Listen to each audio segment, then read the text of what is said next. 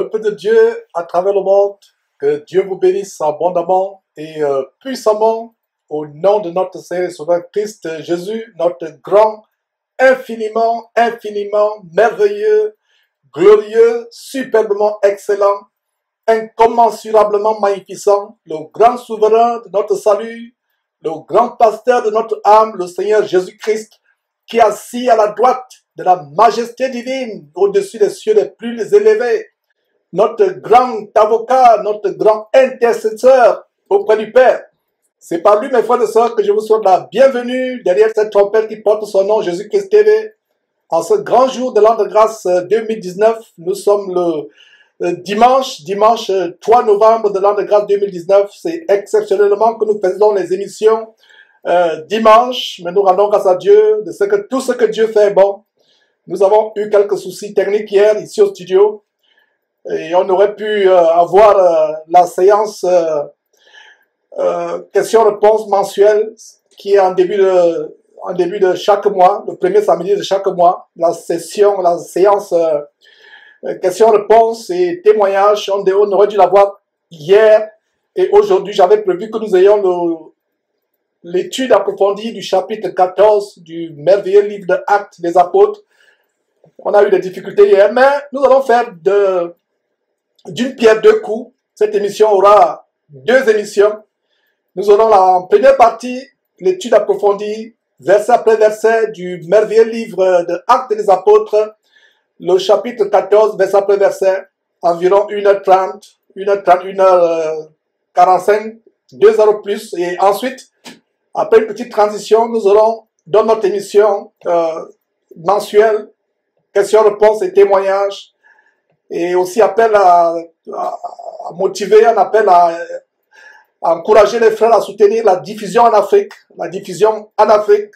parce qu'il y a des milliers de personnes, des familles à travers l'Afrique, sur tout le continent, qui peuvent nous suivre à la télévision.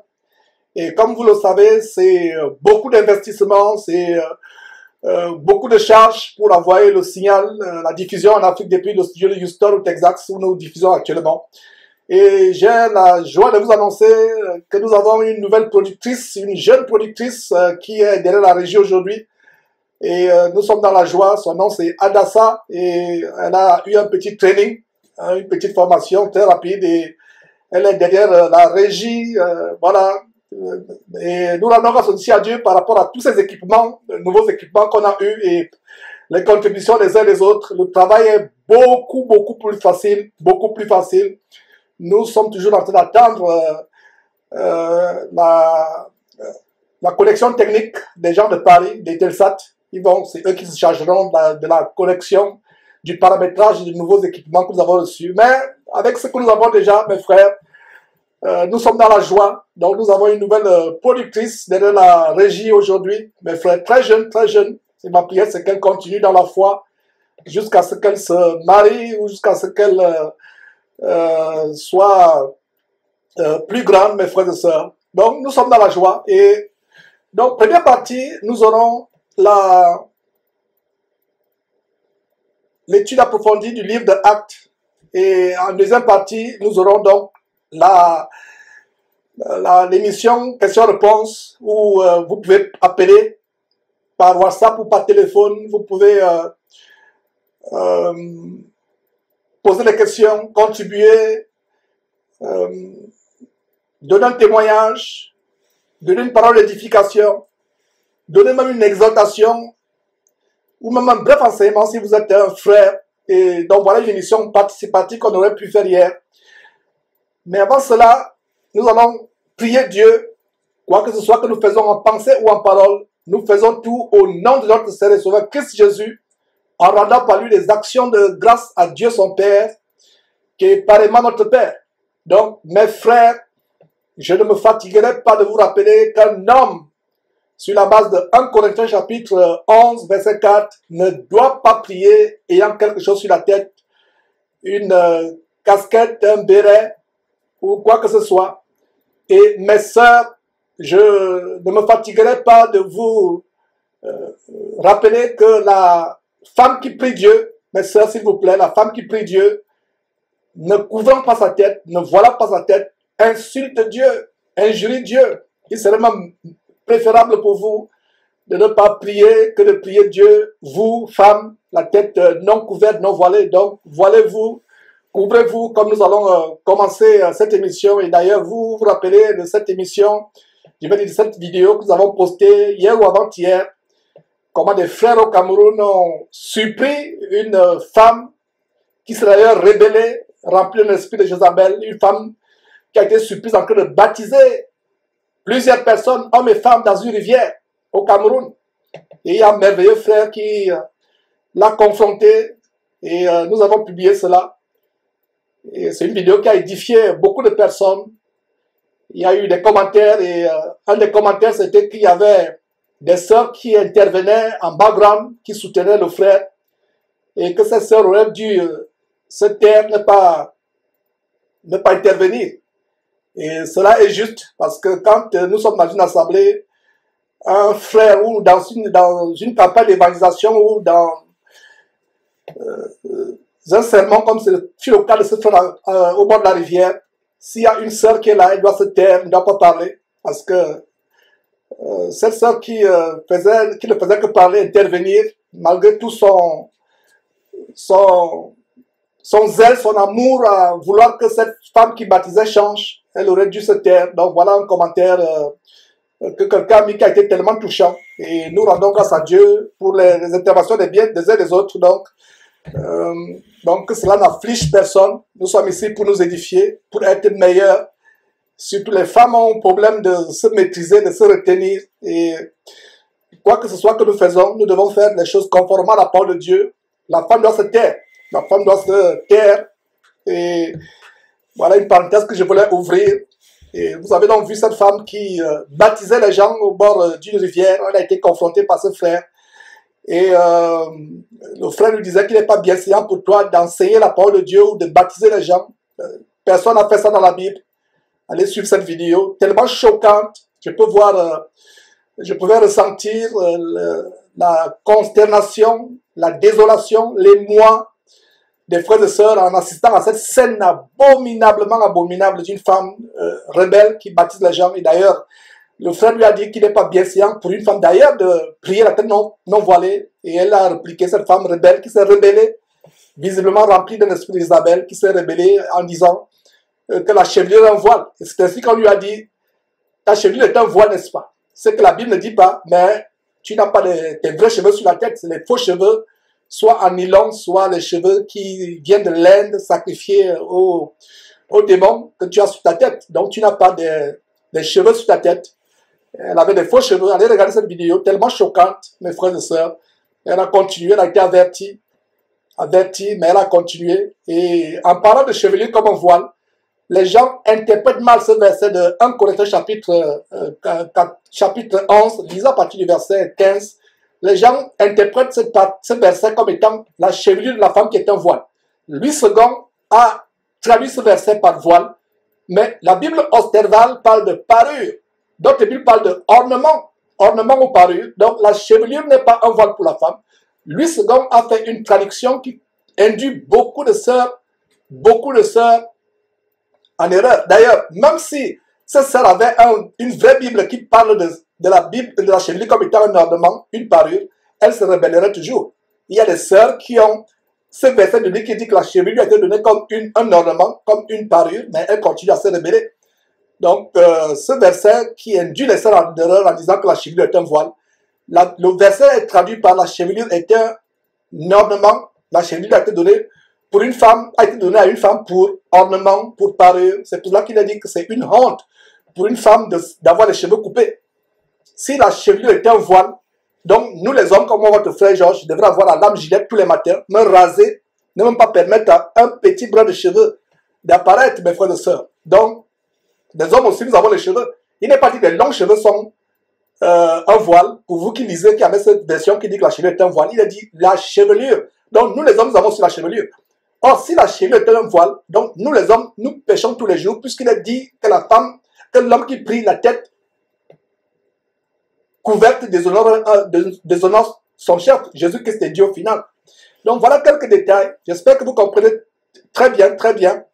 Mes frères et sœurs, ce que nous sommes en train d'expliquer. Donc voilà quelques détails. Très longue introduction, comme je vous conduis à cette prière. Voilà.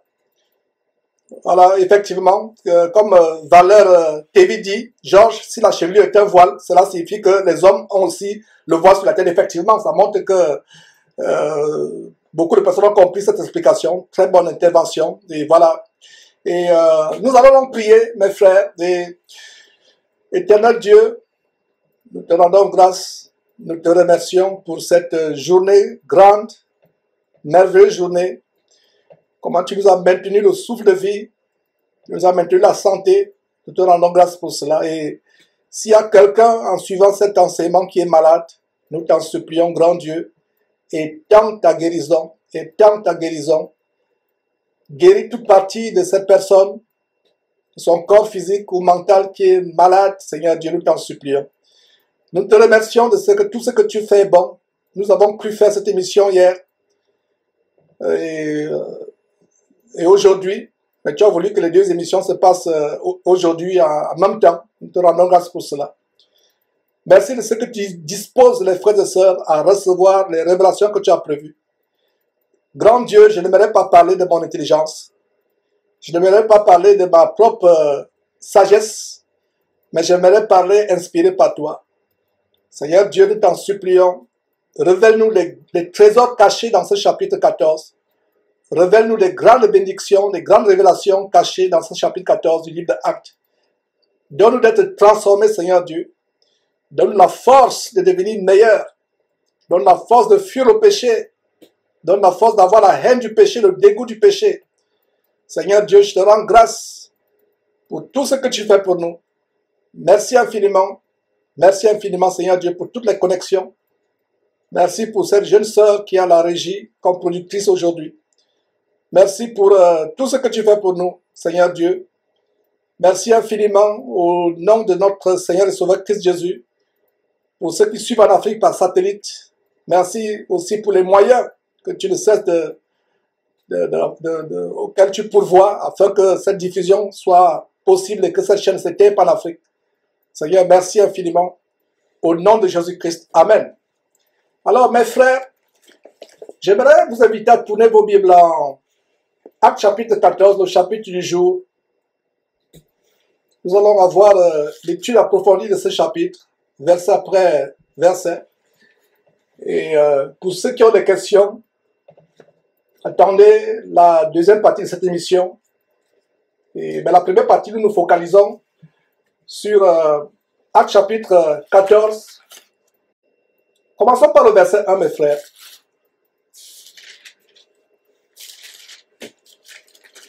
On a vu la semaine passée comment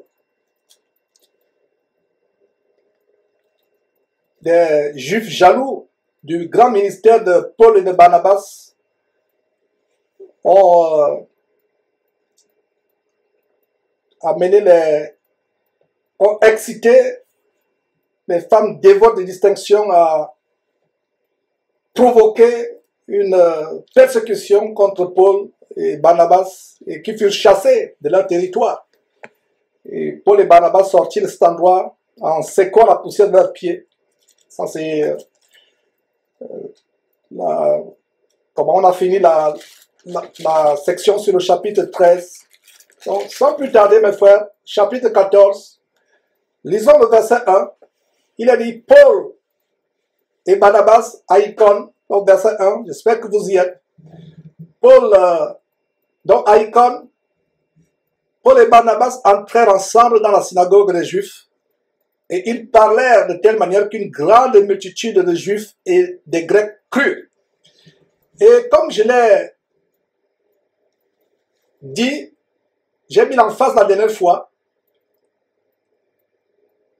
La dernière fois, je vous disais que Paul et Barnabas et les apôtres n'entraient pas dans la synagogue pour devenir membres de la synagogue. Ils n'entraient pas dans le temple pour devenir membres du temple ou pour s'associer au chef du temple. S'ils s'associaient au chef du temple, alors pourquoi Ces chefs du temple les persécutaient, cherchaient à les tuer, les flagellaient, les jetaient en prison. Où vais-je en venir? C'est une façon pour vous dire que, mes frères et sœurs, l'église n'est pas un temple. L'église n'est pas un bâtiment. L'église n'est pas une chapelle, une synagogue. Ces endroits, pour la plupart, sont des habitations de démons où se passent toutes sortes d'impuricités, d'impuretés. Dieu n'y est pas. Nous sommes l'église. Je ne me fatiguerai pas de vous rappeler ce que c'est l'église. L'église véritable de Dieu, c'est là où 2 ou 3 personnes se réunissent au nom du Seigneur Jésus-Christ, partageant la parole de Dieu ensemble, priant ensemble, jeûnant ensemble, portant les fardeaux des uns et des autres ensemble, se soutenant ensemble, tant dans la prière que par leur bien. C'est ça la véritable église.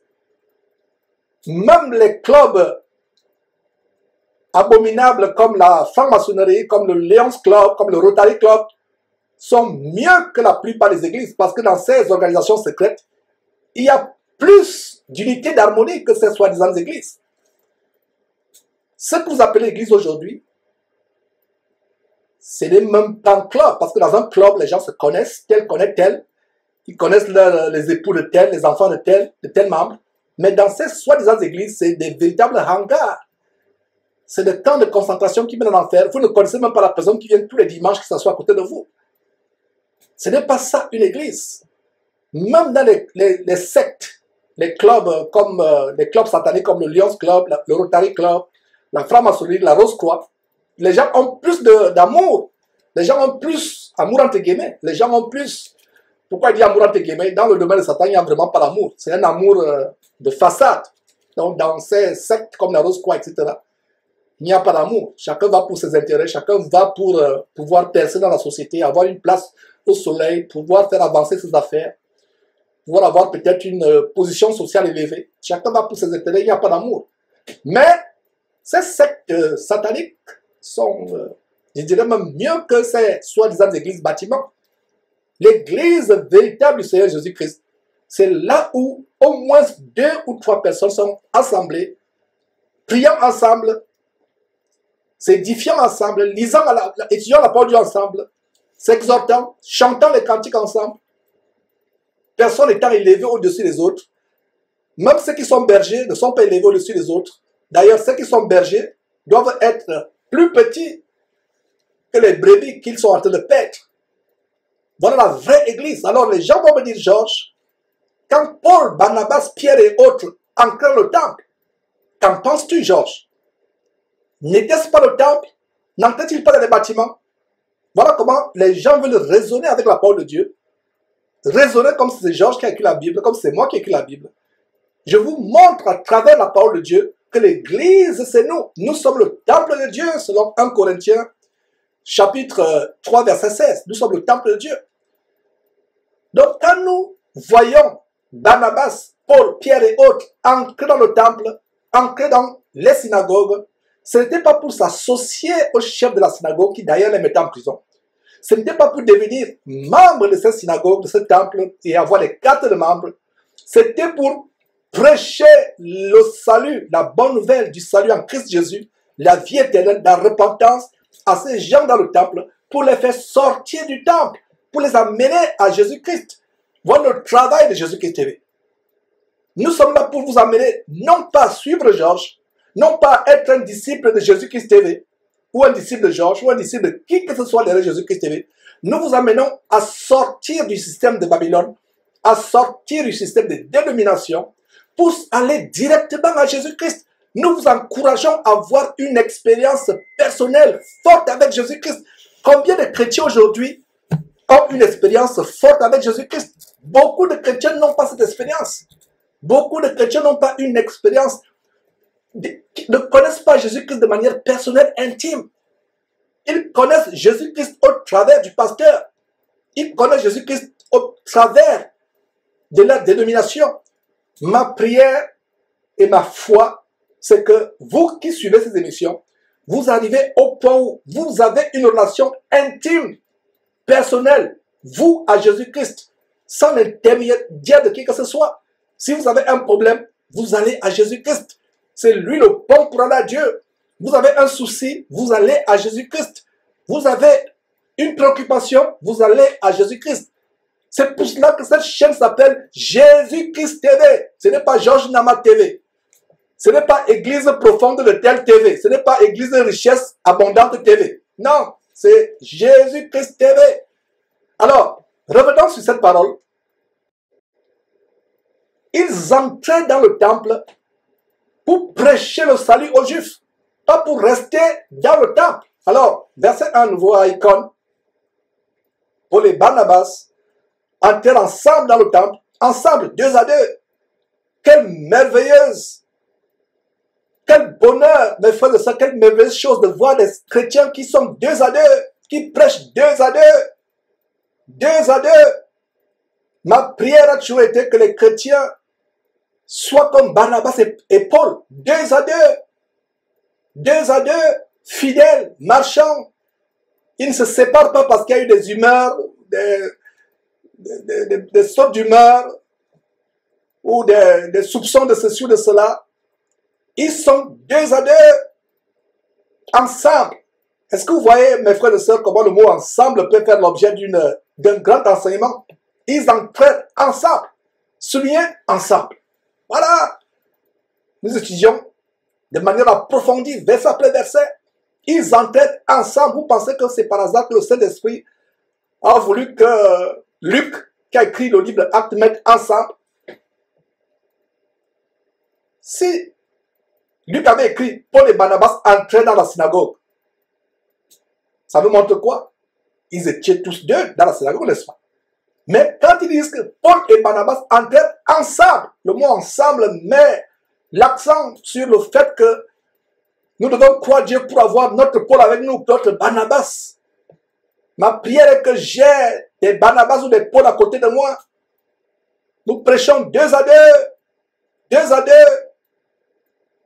sans se relâcher, sans se fatiguer, sans avoir des sauts d'humeur, sans se fatiguer, sans avoir des soupçons ou un esprit de rivalité ou un esprit de jalousie. 2 à 2, Paul et Barnabas entraient ensemble dans la synagogue.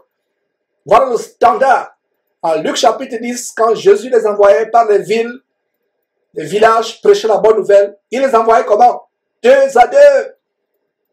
Et toi, mon frère qui veut t'engager dans l'évangélisation, il serait mieux pour toi d'avoir un Paul ou un Barnabas à côté de toi. Ne va pas seul. Va avec un frère. 2 à 2, c'est un principe. La Bible ne dit-elle pas qu'une corde à 3 fils se coupe difficilement? Une corde à 3 fils se coupe difficilement. Alors, retournons toujours à ce verset. Le verset 1 des grandes révélations. Donc, Paul et Barnabas entraient ensemble dans la synagogue des Juifs et ils parlaient de telle manière qu'une grande multitude, il n'est pas dit une multitude, il a dit une grande multitude de Juifs et de Grecs crurent. Le salut s'étendait de plus en plus, non seulement aux Juifs, mais aux non-Juifs. Verset 2. Mais, quand vous voyez mais, conjonction de coordination, ça me rappelle à l'école primaire, les maîtres nous avaient tellement tambouriné l'intelligence du cerveau avec cette conjonction de coordination au point où on ne pouvait plus, au point où plus de 40 ans plus tard, je les recite toujours. Mais où est donc hors d'écart? Mais où est donc hors d'écart? Voilà, les conjonctions de coordination. Et dans la Bible, il y a une conjonction de coordination, mais, M-A-I-S, mais, quand vous voyez mais, au début d'un verset, cela démontre le contraire de ce qu'on vient de voir. Cela démontre que ce qui se passe après ce mais est diamétralement opposé à ce qui vient de se passer, à ce qui vient qu'on a lu plus haut. Alors, verset 2, contrairement à ces juifs qui crurent au verset 1, mais il y a des juifs qui ne crurent point. Il n'est même pas dit qu'ils ne crurent pas, ils ne crurent point. Ça veut dire qu'ils avaient le cœur tellement enraciné, comme je reviens encore sur cette femme qui me faisait beaucoup pitié, cette vidéo qu'on a postée, cette femme qui s'entêtait, qui a été surprise par des frères en train de baptiser les gens dans une rivière au Cameroun. Il y a beaucoup de compassion quand je voyais cette vidéo. Elle ne sait pas qu'elle est enracinée dans l'erreur. Elle dit que c'est son évêque qui l'a envoyé. Et on lui disait bien que ton évêque ne répondra pas de toi ce jour-là, le grand jour de la colère de Dieu, où les gens qui n'auront pas obéi à la volonté de Dieu seront jugés et seront jetés en enfer, où ils brûleront éternellement dans le lac de feu et de soufre qui ne s'éteint point. Donc, contrairement aux Juifs qui crurent, verset 2, mais ceux des Juifs qui ne crurent point, au lieu de ne pas croire et de s'en aller tranquillement, qu'est-ce qui se passe? Ils excitèrent et aigrirent les esprits des païens contre les frères. Donc, ils montent les non-juifs contre les frères. Regardez à quel point Satan a rempli le cœur de ces juifs, non seulement d'incrédulité, de manque de croyance à la prédication de Paul et de Barnabas, mais qu'est-ce qui se passe? Il y a de la mimosité dans leur cœur, il y a de la violence dans leur cœur, il y a de la haine dans leur cœur, une haine au point où ils excitent, ils aigrirent, excitèrent les esprits des païens contre qui? Contre les frères. Verset 3. Ils restèrent cependant assez longtemps à Icône, parlant avec assurance. Donc, malgré cela, ils ne sont pas partis. Restons sur ce verset, s'il vous plaît. Verset 3. Ils ne furent pas ébranlés par l'excitation, par la haine, la colère de ces juifs qui excitèrent les païens. Ils ne furent pas ébranlés. Ils restèrent cependant. Cependant, c'est dit, malgré la persécution, malgré les tribulations, malgré les tourments, malgré les menaces, ils restèrent.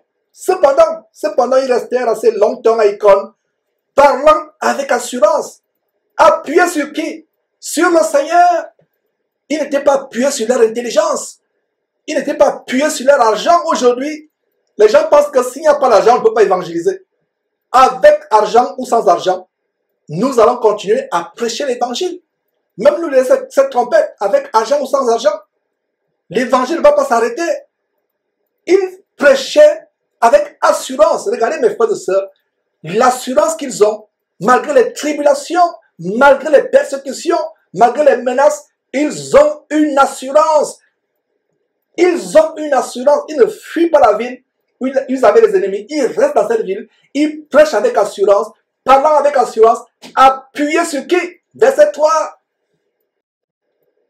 Appuyés sur le Seigneur. Voilà sur qui nous appuyons. Soulignez ce verset dans votre Bible. Soulignez, appuyez sur le Seigneur. Voilà, mes frères et sœurs, là, la personne sur qui nous appuyons dans notre ministère, dans notre vie, dans chaque étape de notre vie. Voilà là où nous nous appuyons sur le Seigneur. Mon frère, ma sœur, es-tu malade? Appuie-toi sur le Seigneur. Veux-tu le travail? Appuie-toi sur le Seigneur. Veux-tu un enfant? Ta femme est stérile ou toi tu ne peux pas faire des enfants? Appuie-toi sur le Seigneur. Ne t'appuie pas sur ton intelligence. La Bible déclare, confie-toi à l'Éternel de tout ton cœur et ne t'appuie pas sur ta sagesse. Voilà, mes frères et sœurs, que cette parole soutienne, encourage, donne la foi à quiconque entrera sur maintenant. Imitons Paul, imitons Barnabas, des personnes qui s'appuyaient sur le Seigneur dans tout ce qu'ils faisaient. Ils évangélisaient en s'appuyant sur le Seigneur. Ils n'avaient pas peur des ennemis parce que leur confiance reposait sur le Seigneur. Ça me rappelle ce grand cantique, ce que nous avons chanté quand nous réunissons. En Christ est mon espérance, sa justice est mon assurance. Voilà, la justice de Dieu est notre assurance par Jésus-Christ.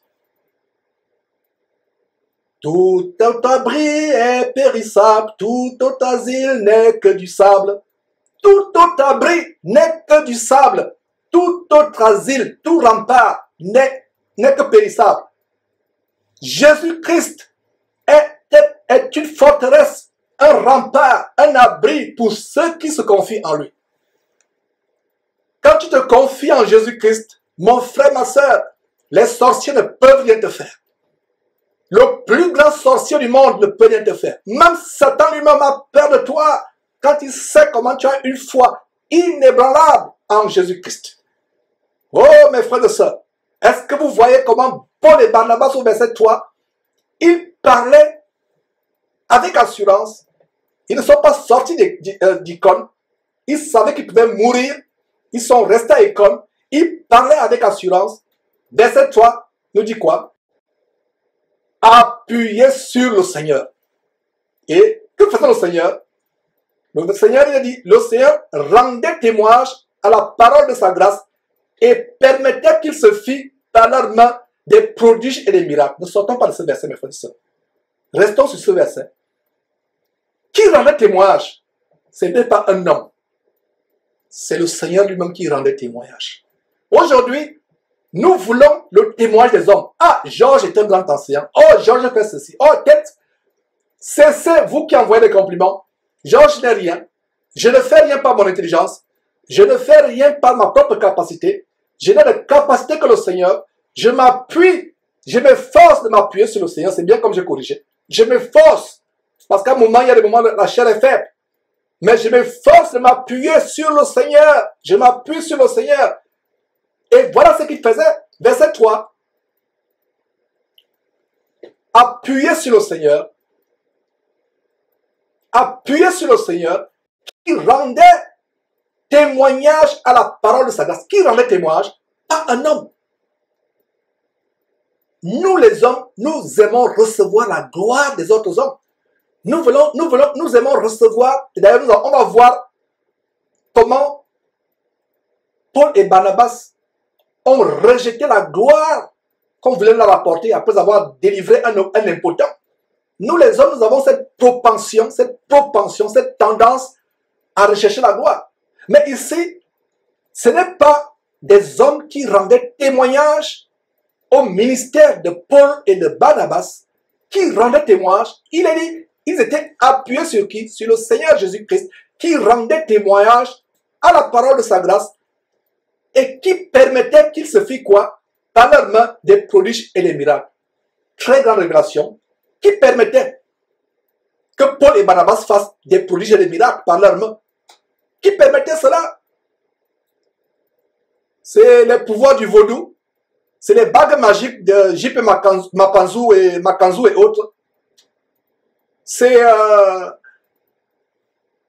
les acteurs de cinéma, comme les femmes qui ont des bras avec des ventouses, des bras malades depuis la naissance et qui viennent utiliser ces bras pour simuler des guérisons. Ils mettaient des blocs de glace au pied des gens pour simuler le pied pourri, comme Charles Passot. Est-ce qu'ils faisaient coucher les gens dans les cercueils pour que les gens simulent qu'ils sont morts pour les ressusciter après, comme Alphonse Lucao? Non. C'est Jésus-Christ qui permettait qu'il se fît par la main des prodiges et des miracles. Quelle Bible lisez-vous? Vous chasseuses et chasseurs de miracles, vous qui parcourez la terre, vous traversez les continents, les océans, pour chercher un pasteur qui peut faire des miracles. Confiez-vous à Jésus-Christ, appuyez-vous sur Jésus-Christ. Ce verset nous montre que leur assurance était quoi? Était le Seigneur Jésus-Christ. Ils étaient appuyés sur le Seigneur qui non seulement rendait témoignage à la parole que Paul et Barnabas prêchaient, mais le Seigneur Jésus aussi et surtout permettait que Paul et Barnabas, par leurs mains, fassent des prodiges et des miracles. Voilà une grande révélation qui nous montre que quand vous opérez un miracle, ce n'est pas par votre propre force. Si vous opérez un miracle, vous commencez à vous dandiner, à vous vanter comme J.P. Makanzou. Quand il fait un soi-disant miracle, il se vante, il commence à dandiner. C'est la preuve que c'est soit de la comédie, soit c'est les esprits de vaudou, soit c'est les bagues magiques, etc., les cannes magiques. Et comme on les dénonce de plus en plus, ils n'ont plus de ces bagues, ils les mettent dans la poche ou dans le sous-vêtement pour qu'on ne voit pas. Pourquoi on ne voit pas? Ce faux pasteur qui a mis une bague qui va vous imposer les mains, dites-lui, pasteur, j'ai suivi sur Jésus-Christ TV que les pasteurs ont les fausses bagues qui font trembler les gens, qui font tomber les gens. Enlevez cette bague avant de prier pour moi. Il ne va pas enlever. Pour quel but un homme de Dieu aura une grosse bague? Pour faire quoi? Pour se faire voir. Un homme de Dieu ne se fait pas voir. Donc, voilà, mes frères et sœurs, verset 3 à nouveau. Paul et Barnabas opéraient les miracles. Pourquoi? Parce que c'est Jésus qui permettait. Une grande révélation ici, mes frères, c'est quoi? Un miracle ne va pas se passer sans que Jésus-Christ, ni son Père, Dieu, notre Père et son Père, le permettent. Et ça m'amène à quoi? D'ailleurs, je l'ai toujours dit. Quand un faux pasteur annonce des nuits de réveil, il annonce d'avance qu'il y aura des miracles. Il annonce d'avance qu'il y aura des délivrances. Nuit de ceci, nuit de cela. Regardez leurs affiches. Il n'y a même plus Jésus sur leurs affiches. Il n'y a plus Dieu sur leurs affiches. Dieu, avant c'était Jésus en minuscule sur leurs affiches. Leur nom était en majuscule, les affiches géantes. Regardez un peu dans vos villes, Douala, Yaoundé, Dakar, Libreville, Kinshasa, Lagos, etc. Leurs affiches géantes. On ne voit pas Jésus-Christ, on voit le nom en caractère géant. Jésus-Christ n'est même pas sur l'affiche. Et un pasteur qui annonce avec assurance qu'il y aura des miracles, quelle est son assurance? Il s'appuie sur quoi? Puisque Dieu est souverain. Regardez le verset 3 qui nous dit que Jésus permettait qu'il se fasse des miracles. Grande révélation dans ce verset. Mes frères, suivez attentivement ces enseignements sur Jésus-Christ. Envoyez-les à vos frères, à vos amis, à vos camarades, à vos collègues. Ils auront les yeux ouverts comme vous. Est-ce que vous saviez qu'il y avait une révélation au verset 3 qui nous montre que tout miracle que quelqu'un opère, tout miracle qu'un chrétien opère, si Jésus n'a pas permis, il ne le fera pas. Alors, comme Jésus ne permet pas que la plupart des miracles de ces faux pasteurs abominables se passent, qu'est-ce qu'ils font? Ils contournent Jésus-Christ. Ils ne s'appuient plus sur Jésus-Christ. Ils s'appuient sur quoi? Sur le vaudou, les mamiwata ou sirènes des eaux, les esprits de sirènes des eaux. Ils s'appuient sur les acteurs de cinéma qui recrutent des comédiens pour venir simuler. Comme ça, Baraka Mogosho qui se retrouve en prison au Congo-Brazzaville. Il est parti du Congo RDC pour venir simuler des guérisons. Aujourd'hui, il fait face à la foudre de la justice brazzavilloise. Et si tous les pays étaient comme le Congo-Brazzaville, parce que c'est une escroquerie. Vous recrutez quelqu'un, vous tirez la personne, faites comme si vous étiez fou. Habillez-vous en haillon, avec les cheveux sales, venez, dimanche, on va faire comme si on va prier pour vous. Et vous serez guéri. Et on va faire croire que vous étiez fou. Venez, étant sale, salivant, faisant sortir la bave, mangeant la poussière, faites tout ce qu'un fou peut faire pour que les gens soient vraiment convaincus que vous êtes fou. Et quand vous viendrez, je vais faire ma magie et mes simulations et vous allez revenir dans votre bon sens et on va dire que c'est Dieu qui vous a guéri. Il ne s'appuie pas sur le Seigneur, c'est normal. Quelqu'un qui est rempli de péché, qui vit dans l'adultère, dans l'escroquerie, vous vendant les prières, vous vendant les huiles d'onction, etc., vendant toutes sortes de choses, désobéissant au commandement de Jésus, qu'est-ce qu'il a dit? Vous avez reçu gratuitement, donné gratuitement. Quelqu'un qui désobéit au commandement de Dieu, Dieu ne peut pas permettre qu'il fasse des miracles. Alors, comme ils ne font pas des miracles, qu'est-ce qu'ils font? Ils vont au Bénin, ils vont au Togo, ils vont au Nigeria, ils vont en Haïti prendre les pouvoirs de vaudou. Ici, les pactes avec les sirènes des eaux ou d'autres démons. Mais les démons, principalement, qui recherchent les démons marins ou les démons des rivières ou des fleuves. Et comme je disais en passant, je reviens encore sur cette femme qui m'a fendu le cœur, qui s'est entêtée à baptiser les gens. Si dans une rivière, vous permettez qu'une femme vous baptise, inconsciemment, sans que vous le sachiez, sans que cette femme qui vous baptise le sache, inconsciemment, c'est une porte ouverte aux esprits marins qui sont dans la rivière pour entrer en vous et entrer aussi dans la femme qui baptise. Si vous doutez, suivez les témoins des gens qui ont été baptisés par les femmes. Certains voient des esprits des eaux qui les poursuivent la nuit de manière constante. Vous pensez que c'est un hasard? D'autres voient des femmes qui viennent coucher avec eux, hommes ou femmes, ou des hommes qui viennent coucher avec eux, hommes ou femmes. Vous pensez que c'est par hasard? Brisez tout baptême que vous avez reçu des mains d'une femme. Une femme n'a pas l'autorité de baptiser. Je ferme la parenthèse. Alors, verset 3, grande relation au verset 3. Paul et Barnabas restent à Icône assez longtemps, malgré les menaces. Ils parlent avec assurance. Ils sont appuyés, non pas sur leur sagesse, non pas sur leur force, non pas sur leur intelligence, mais ils sont appuyés sur le Seigneur. Et le Seigneur fait quoi? C'est lui qui rend témoignage à la parole de sa grâce. Et c'est lui qui fait quoi? C'est le Seigneur Jésus-Christ qui permet que des miracles se passent par les mains de Paul, les mains de Barnabas. C'est le Seigneur Jésus qui permet. Donc, quelqu'un qui vous dit, venez à une grande nuit de réveil, il y aura des miracles. Il anticipe déjà les miracles. Il n'y a aucun verset dans la Bible où un apôtre annonçait d'avance qu'il y aurait des miracles. Même le Seigneur Jésus-Christ lui-même ne disait pas, rendez-vous à la Galilée, rendez-vous à Bethléem, rendez-vous à la Judée. Dans une semaine, je viendrai et il y aura des miracles. Non, même Jésus-Christ lui-même, le jour où il délivre Lazare, qu'est-ce qui se passe? Il prie Dieu son Père. Il lève les mains au ciel, il lève les yeux vers le ciel, il prie Dieu son Père. Il demande la permission. Même Jésus qui demande la permission. Voilà un grand élément de discernement, mes frères et sœurs, pour savoir qu'aucun miracle ne peut se passer si Dieu ne le permet. Donc, quand vous voyez les affiches, grande nuit de percée financière, grande nuit où les femmes trouveront les maris, où les maris trouveront les femmes, grande nuit où les gens auront des enfants, grande nuit où les gens auront les visas pour aller aux États-Unis, grande nuit où les gens auront des percées financières, des affaires qui vont explorer, il y aura des miracles, les paradis vont marcher. C'est une publicité de féticheurs. Quand vous voyez les Charles Soba et autres font faire cette nuit, ces gens de casarement, cette poubelle spirituelle, faire ces choses, c'est la poubelle spirituelle. C'est la pourriture spirituelle. C'est le caniveau. C'est la fausse sceptique spirituelle. Dieu n'y est pas.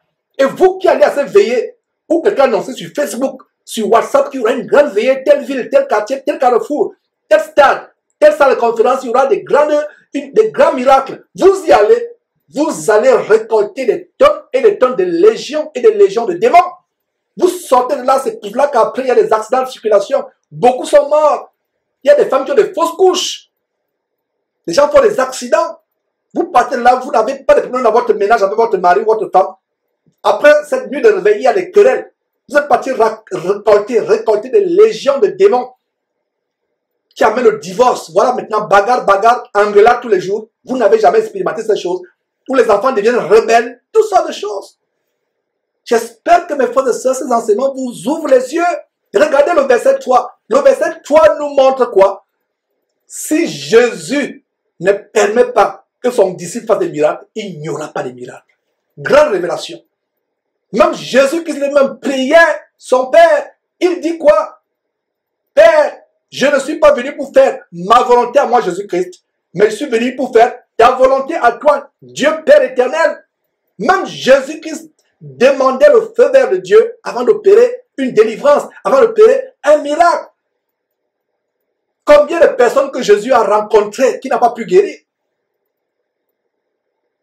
Et ces gens qui font des miracles, ils vous disent qu'ils peuvent rallonger la main d'une personne qui est la main d'une personne, alors que c'est le cinéma. Ils disent qu'ils peuvent guérir un pied pourri. Pourquoi ils ne se rendent donc pas dans les hôpitaux? Puisqu'ils font des miracles de manière impulsive, pourquoi ils ne se rendent pas dans les hôpitaux? Regardez tous ces pasteurs qui défilent sur Casalement. Ces pasteurs qui défilent sur enseignement.com, EMCI, toutes ces chaînes abominables que vous recevez en Afrique à la télévision, ces chaînes YouTube, avec les JP Mapanzou, je ne sais pas quoi. Si ces pasteurs faisaient des miracles, des vrais miracles, pourquoi ne vont-ils pas dans les hôpitaux? Il n'y aurait même plus des hôpitaux. Tous les hôpitaux en Afrique fermeraient parce qu'il n'y aurait plus de malades. Est-ce que vous comprenez, mes frères et sœurs? Si je dis ces choses, c'est pourquoi? C'est pour titiller le bon sens, parce que beaucoup n'ont plus le bon sens. Beaucoup de soi-disant chrétiens ont perdu leur bon sens, ont perdu leur discernement. Beaucoup de chrétiens n'ont plus la jugeote. C'est pour ça que j'insiste sur ces choses. Alors, verset 3 nouveau, regardez comment le verset 3, mes frères et sœurs, nous amène à montrer des grandes choses, des révélations. Alors, verset 3, disons à nouveau une dernière fois et on poursuit.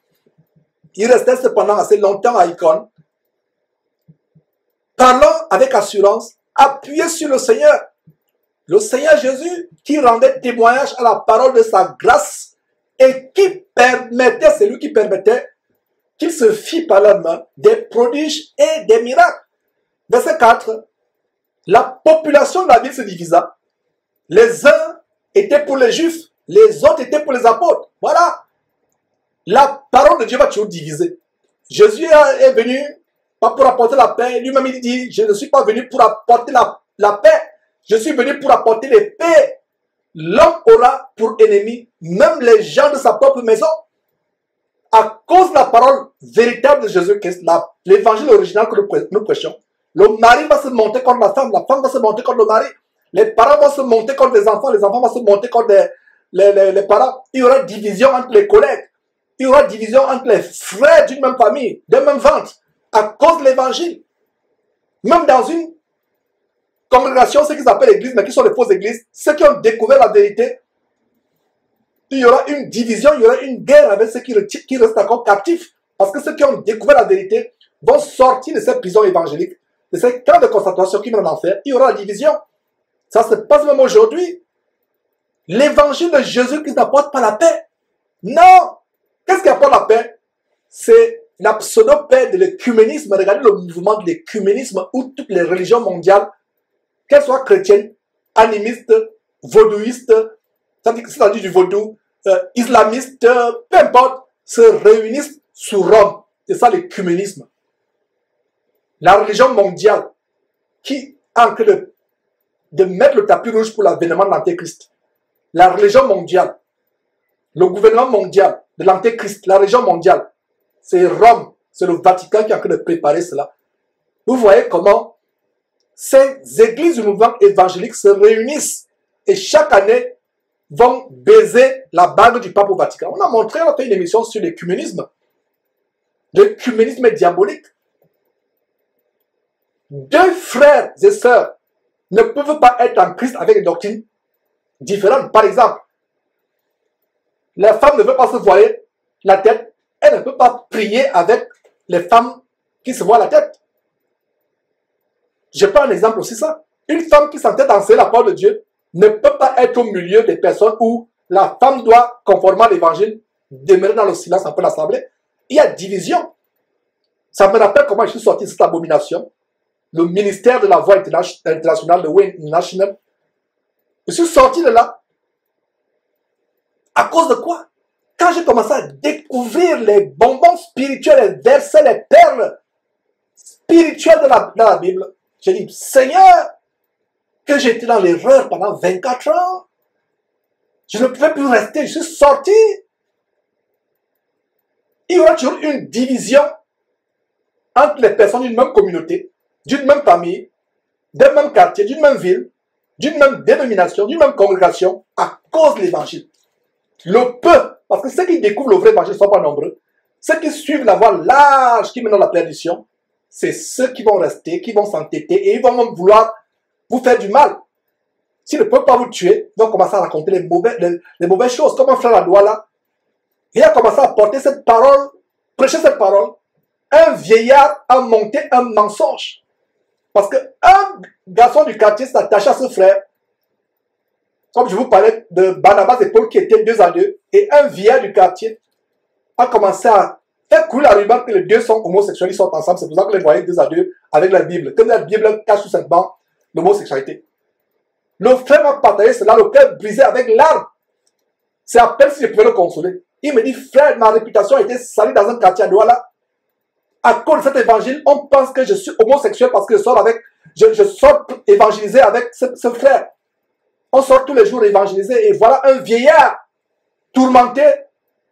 Le diable met le mensonge dans son cœur pour donner un faux témoin, dire que le frère, qui pourtant est marié, a une merveilleuse famille, dit qu'il est homosexuel. Le diable va tout faire pour stopper votre engouement. Et comme consolation par rapport à cette histoire, ne vous souciez pas de ce que les gens pensent de vous. Vous avez mal quand les gens disent du mal de vous. Pourquoi? Parce que ça vous souciez. Faites comme moi. Mes frères, regardez. Moi, votre frère Georges, la gloire à Dieu par à moi, je dis ça pour vous encourager, pour me vanter. Mon visage est comme un rocher. Dites n'importe quoi. Il y a des gens qui me disent, mais Georges, tu as vu cette vidéo contre toi? Je dis, oh là là, je me prêche pour moi-même. Est-ce que tu as vu Georges dans ma TV? C'est Jésus qui est TV, donc moi, je ne suis pas important. dites du mal de moi. Regardez sur la route de Damas, on a vu ça, Acte chapitre 9. Qu'est-ce que Jésus dit à Paul? Paul, Paul, pourquoi me persécutes-tu? Jésus n'a pas dit pourquoi persécutes-tu les églises. Est-ce que Paul pouvait persécuter Jésus qui est au ciel? Pas du tout. Mais quand Jésus dit Paul, Paul, pourquoi me persécutes-tu? Ça veut dire quoi? Quand tu dis du mensonge sur le dos d'un disciple de Jésus-Christ, quand tu veux faire tuer un disciple de Jésus-Christ, quand tu mets en prison innocemment un disciple de Jésus-Christ, ce n'est pas contre un homme que tu pêches, c'est contre Jésus-Christ lui-même. Et malheur à celui qui s'attaque à Jésus-Christ. Est-ce que vous comprenez cela? Donc, quand on vous insulte, voilà la consolation qu'il dit à ses frères. Frère, quand on dit que tu es homosexuel, c'est pas grave. Ne te fie pas parce que le frère a encore la chair. Il dit, oh frère, regarde ce qu'on a dit de moi. Je n'en peux plus, tout le quartier maintenant me voit. Il dit, non, ne te soucie pas de ce que le quartier dit. Soucie-toi de ce que Dieu pense de toi. Et moi, mes frères et sœurs, je vous donne mon exemple à moi. Je m'efforce tous les jours de plaire à Dieu. Je ne veux pas dire que je suis parfait. Ne me prenez pas pour un modèle de perfection. Pas du tout. Si vous disiez que je suis arrivé à la perfection, c'est un mensonge. Je travaille à mon salut, comme l'apôtre Paul disait. M'efforçant d'oublier le passé, ce qu'il y a en arrière. M'efforçant de courir vers la perfection. Je m'efforce, c'est un effort. Et quand Dieu voit les efforts que nous faisons, il nous encourage, il nous assiste. Et on ne se soucie pas de ce que les gens disent. On se soucie de ce que Dieu pense de nous.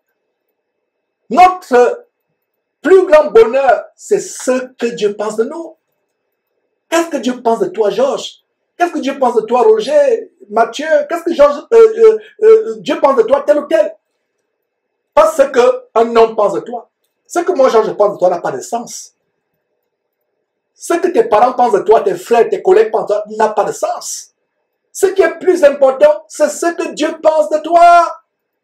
Est-ce que tu es agréable à Dieu? Voilà ce qui doit préoccuper tout homme. Voilà, mes frères. Verset 4. La population de la ville se divisa. Les uns étaient pour les Juifs, les uns étaient pour Paul. Verset 5. Et comme les païens et les Juifs, de concert avec les chefs, regardez, les chefs, ceux qui étaient chefs de cette synagogue, de concert, ça signifie en association avec les Juifs. Donc il y avait les non-Juifs, c'est-à-dire païens. Les Juifs, ils sont de concert avec les chefs, soit politiques, soit administratifs, soit les chefs religieux. Ils se mettaient en mouvement pour les outrager et les lapider. Ils sont restés à Icône.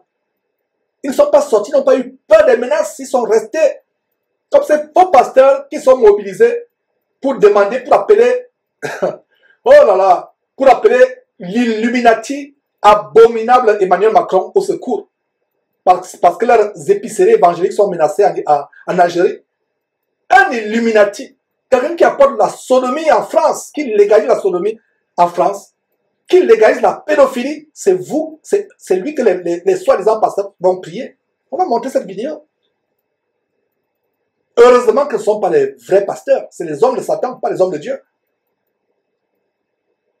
Paul a appelé au secours les chefs religieux. Regardez, ce sont plutôt les chefs religieux, politiques, administratifs, judiciaires, qui se mettent en mouvement pour faire quoi? Pour les outrager. Nous sommes au verset 5. Pour les outrager et pour les lapider. Verset 6. Paul et Barnabas, en ayant eu connaissance, se réfugiaient dans les villes de la Lycaonie, à Lystre et à Derbe et dans la contrée d'alentour. Ils ont eu connaissance. La parole de connaissance. Bien plaise à Dieu, nous allons approfondir les 9 ou 11 manifestations de l'esprit qui sont énumérées en 1 Corinthiens chapitre 12. Il y a une manifestation qui s'appelle la parole de connaissance.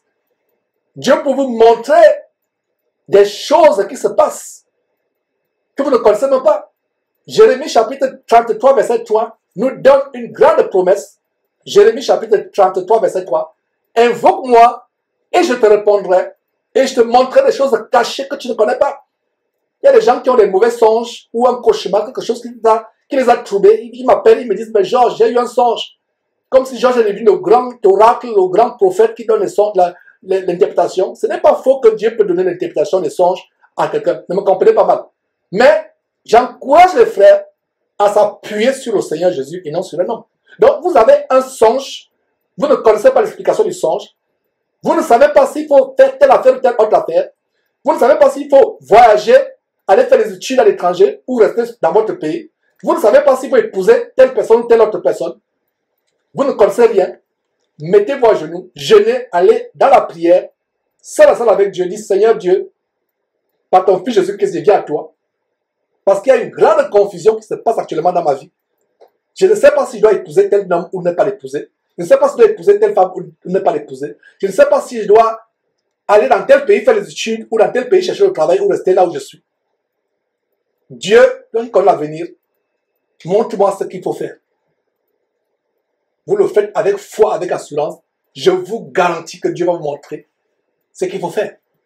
Voilà comment Paul et Barnabas, au verset 6, ils ont eu connaissance de quoi? Ils ont eu connaissance d'un complot des païens, des non-juifs et des juifs en association avec les chefs religieux, chefs politiques, chefs administratifs, chefs judiciaires qui se mettent en mouvement pour non seulement les outrager, les lapider, les tuer. Exactement comme on a lapidé Étienne au chapitre 7 qu'on a vu il y a quelques semaines. Ils ont eu connaissance de manière surnaturelle, de manière miraculeuse. Dieu nous montre des choses cachées. Les ennemis se lèvent contre toi, Dieu te montre. Les gens dans ta famille veulent te tuer, les sorciers veulent te tuer. Tu vas te déplacer par exemple pour aller au village assister à un deuil. Dieu te montre cela même dans une vision, dans un songe. Il bloque ton voyage. Et on a vu d'ailleurs en Actes, et on va voir d'ailleurs comment, quand les disciples voulaient se rendre dans telle ville, le Saint-Esprit empêchait, mettait le blocage. Voilà comment Dieu, par son Saint-Esprit, donne cette manifestation qu'on appelle la parole de connaissance. Dieu montre à Paul et Barnabas de manière extraordinaire, de manière phénoménale, de manière miraculeuse. Il leur montre comment les chefs de la ville, les païens de la ville, les non-juifs et les juifs se sont associés. Le grand conciliabule meurtrier pour lapider Paul et Barnabas. Alors, verset 6. Paul et Barnabas, en ayant eu connaissance, se réfugièrent dans les villes de la Laconie, à Lystre et à Derbe et dans la contrée d'alentour. Verset 7. Et ils y annoncèrent la bonne nouvelle. Et toujours la bonne nouvelle. C'est tout ce qu'ils faisaient. Ils vont dans telle ville pour annoncer la bonne nouvelle du salut, de la vie éternelle en Christ Jésus. On les chasse de cette ville, ils secouent la poussière de leurs pieds, et ils vont dans une autre ville. Alors, quelque chose d'intéressant va se passer à Lystre. Ils arrivent dans Lystre. Verset 8. À Lystre se tenait un homme impotent des pieds, boiteux de naissance et qui n'avait jamais marché. Je vais vous poser une question pour montrer si vous avez bien suivi cette série, ou pour voir, qui va montrer si vous avez bien suivi cette série ou si vous lisez bien votre Bible. Quel est le premier miracle depuis la naissance de l'Église en Actes chapitre 2? Quel est le premier miracle d'un homme boiteux de naissance qui n'a jamais marché, qui a guéri? C'est l'homme. La réponse est la suivante, c'est l'homme au chapitre 4 de Actes qu'on portait tous les jours et qu'on plaçait à la porte du temple la belle pour qu'il demande le monde. Voilà le premier miracle de cet homme. Boiteux de naissance, il n'avait jamais marché. Voilà mes frères et sœurs. Plutôt chapitre 3. Actes chapitre 3, voilà le premier miracle, mes frères et sœurs, d'un homme boiteux de naissance qui n'avait jamais marché. Actes chapitre 3, pas 4. 4 nous montre la persécution qui s'en est suivie, mais c'est Actes chapitre 3, où nous voyons comment deux apôtres, toujours 2 à 2, Pierre et Jean, voyez le principe de marcher ensemble, 2 à 2. Aujourd'hui, les frères se séparent, moins de choses, chacun prend sa route. Moins de choses, chacun se sépare. Parce que les gens n'ont pas ce cœur de se supporter les uns les autres. Les gens sont tellement susceptibles, moins de choses, chacun prend sa route. Les nerfs à fleur de peau. Toujours 2 par 2, donc le premier homme dans l'église naissante en Actes, boîte de naissance qui est délivrée, l'homme qu'on portait, qu'on plaçait à la porte du temple appelé la Belle, pour qu'il demande le monde, il a été miraculeusement guéri par qui? Par Pierre et Jean. Pierre, fixant les regards sur lui, a dit, je n'ai ni or ni argent, mais ce que j'ai la puissance en Christ Jésus. Lève-toi et marche. Et cet homme, d'un coup, se mit à marcher. Il entra dans le temple, on le voyait sauter de joie, glorifier Dieu. Tu peux lire ça en Actes chapitre 3. Retournons à ce qui se passe dans Lystre. Actes chapitre 14, verset 8. À Lystre se tenait assis un homme impotent de pied, boiteux de naissance, qui n'avait jamais marché. Verset 9. Il l'écoutait parler Paul. Et Paul, fixant les regards sur lui, et voyant qu'il avait la foi pour être guéri, verset 10, dit d'une voix forte, lève-toi, droit sur tes pieds. Il se leva d'un bond et marcha. Mes frères et sœurs, nous allons décortiquer point par point. Je ne veux même pas qu'on quitte sur ces deux versets. Restons sur ces deux versets du côté de la régie. Verset 9 et verset 10. Je vais vous démontrer les grandes révélations de comment le miracle de Dieu se produit. Verset 9. Quelle est la première révélation? C'est que quelle est la première révélation? La première révélation, c'est que cet homme écoutait Paul. Il a écouté. Qu'est-ce que Paul prêchait? Paul prêchait le salut en Christ Jésus. Paul prêchait la guérison en Christ Jésus. Paul prêchait les miracles. Il prêchait ce que Jésus-Christ est venu accomplir sur la croix pour nous. C'est par ses meurtrissures que nous sommes guéris. C'est par son sang que nous sommes purifiés de nos péchés. Par ses meurtrissures que nous sommes guéris. Ce que Ésaïe avait dit des siècles avant, Ésaïe chapitre 53. Voilà la bonne nouvelle que Paul prêchait. Donc cet homme écoutait. Notez en passant ce verset. Romains chapitre 10, verset 17. La foi vient de ce qu'on entend. Et ce qu'on entend vient de la parole de Dieu. Beaucoup de chrétiens, s'ils faisaient comme ce boîtier de naissance, recevraient beaucoup de délivrance et de guérison. Vous n'aurez plus à vous faire escroquer par les faux pasteurs. Vous n'aurez plus à coucher avec eux, surtout les femmes qui se font abuser. Le pasteur te dit, couche avec moi, tu seras guéri. Vous n'aurez plus à dépenser des fortunes, ou à vous laver avec des urines, ou à vous... toutes ces huiles, ces choses abominables qu'il vous donne de faire. Si vous aviez la foi. Alors, regardez le processus de guérison de cet homme. 1. Notez, pour vous qui prenez les notes, mes frères, notez. 1. L'homme écoutait. Il écoutait ce que Paul disait. Il l'écoutait. Et pendant que Paul prêchait, cet homme écoutait. Et Paul a remarqué que ce boiteux écoutait de manière attentive. Paul a discerné que cet homme est en train de croire à la parole que je suis en train de prêcher. Paul fixe les regards sur lui au verset 9. Et Paul discerne. Et ça, c'est la parole de connaissance à nouveau. Deuxième manifestation de la parole de connaissance. La première manifestation de la parole de connaissance, c'est au verset 6, où on a vu que Paul et Barnabas ont eu connaissance qu'il y avait un complot contre eux, ils ont fui. Ça, c'est la deuxième manifestation, parce que vous ne pouvez pas voir dans le cœur de quelqu'un qu'il croit ou bien qu'il ne croit pas. Vous pouvez peut-être voir les signes extérieurs de doute, de peur, voir comment la personne a peur. Là, c'est possible. Mais par rapport à la foi, ce n'est que par la parole de connaissance, Dieu vous révèle quelque chose de caché. Dieu vous fait voir les pensées dans le cœur de quelqu'un. C'est comme Jésus-Christ. Il m'est arrivé de voir ce que quelqu'un parle dans son cœur. Ça n'arrive pas tout le temps, mes frères et sœurs. Il m'est arrivé de voir quelqu'un a des pensées de meurtre contre moi, quelqu'un a des pensées criminelles contre moi. Il m'arrive, Dieu me montre cela. Dieu peut te faire montrer, mais ça ne va pas arriver tout le temps. Dieu peut te montrer ces choses pour te mettre en garde. Que telle personne va te tuer, Dieu te montre. Dieu ouvre le cœur de la personne, Dieu te montre comment le cœur de la personne est. C'est comme si tu vois le cœur de la personne sur un plateau. C'est possible.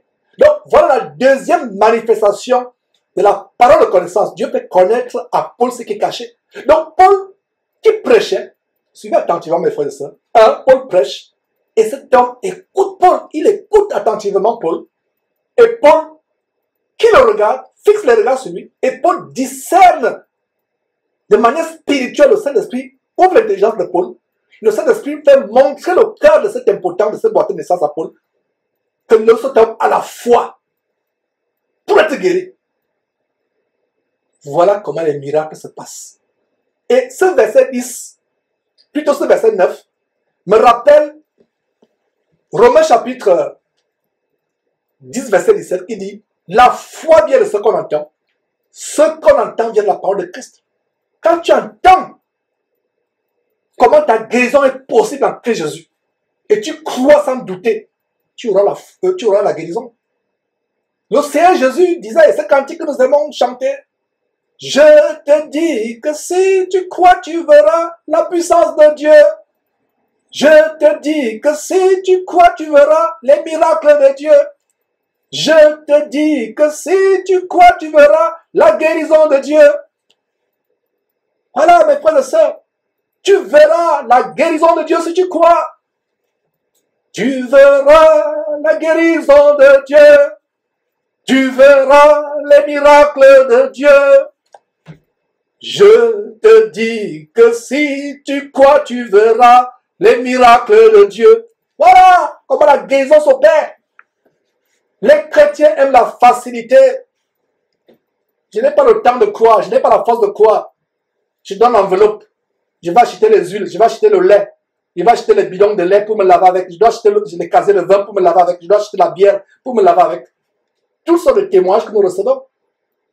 Mes frères et sœurs, croyez, vous allez voir le miracle de Dieu s'accomplir. Croyez, vous allez voir les grandes choses s'accomplir. Paul fixe les regards sur l'homme. Paul discerne que cet homme a la foi pour croire. Voilà ce qui se passe aujourd'hui. Beaucoup de personnes ne sont pas délivrées parce qu'ils n'ont pas la foi. La foi vient de ce qu'on entend. Et ce qu'on entend vient de la parole de Christ, la parole de Dieu. Marc chapitre 16, verset 16 à 17. Voici les miracles qui accompagneront ceux qui auront cru. À mon nom, ils chasseront les démons. Ils imposeront les mains malades et les malades seront guéris.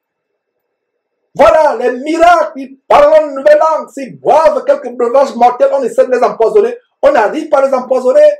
Voilà l'évangile que nous prêchons. Voilà l'évangile que nous prêchons. Et c'est l'évangile, mes frères et sœurs, que nous prêchons. L'évangile vrai. Les gens aiment la facilité. Les gens aiment aller de bonbons pasteur à bonbons pasteur. On aime les chocolats pasteur, caramel pasteur, bonbons pasteur. Mais les gens n'aiment pas l'évangile pur. La Bible ne dit-elle pas d'ailleurs que dans les derniers temps, quelques-uns auront la démangeaison d'entendre des choses agréables et s'attacheront à une foule de faux pasteurs, de faux docteurs, de faux prophètes, de faux pasteurs pour leur propre ruine. Pour leur propre ruine. Mes frères et sœurs, retournons à Actes chapitre 14, verset 9. Quelque chose de terrible va se passer. Paul prêche la parole de Dieu. Ce boiteux de naissance, cet homme impotent qui n'avait jamais marché. Il écoute attentivement. Paul, c'était une foule. C'était nombreux. Mais pourquoi Paul a été attiré par cet homme? Parce que cet homme qui était boiteux de naissance ne se souciait même plus de ses pieds qui ne pouvaient pas marcher. Il était captivé, permettez-moi l'expression, accroché aux lèvres de Paul.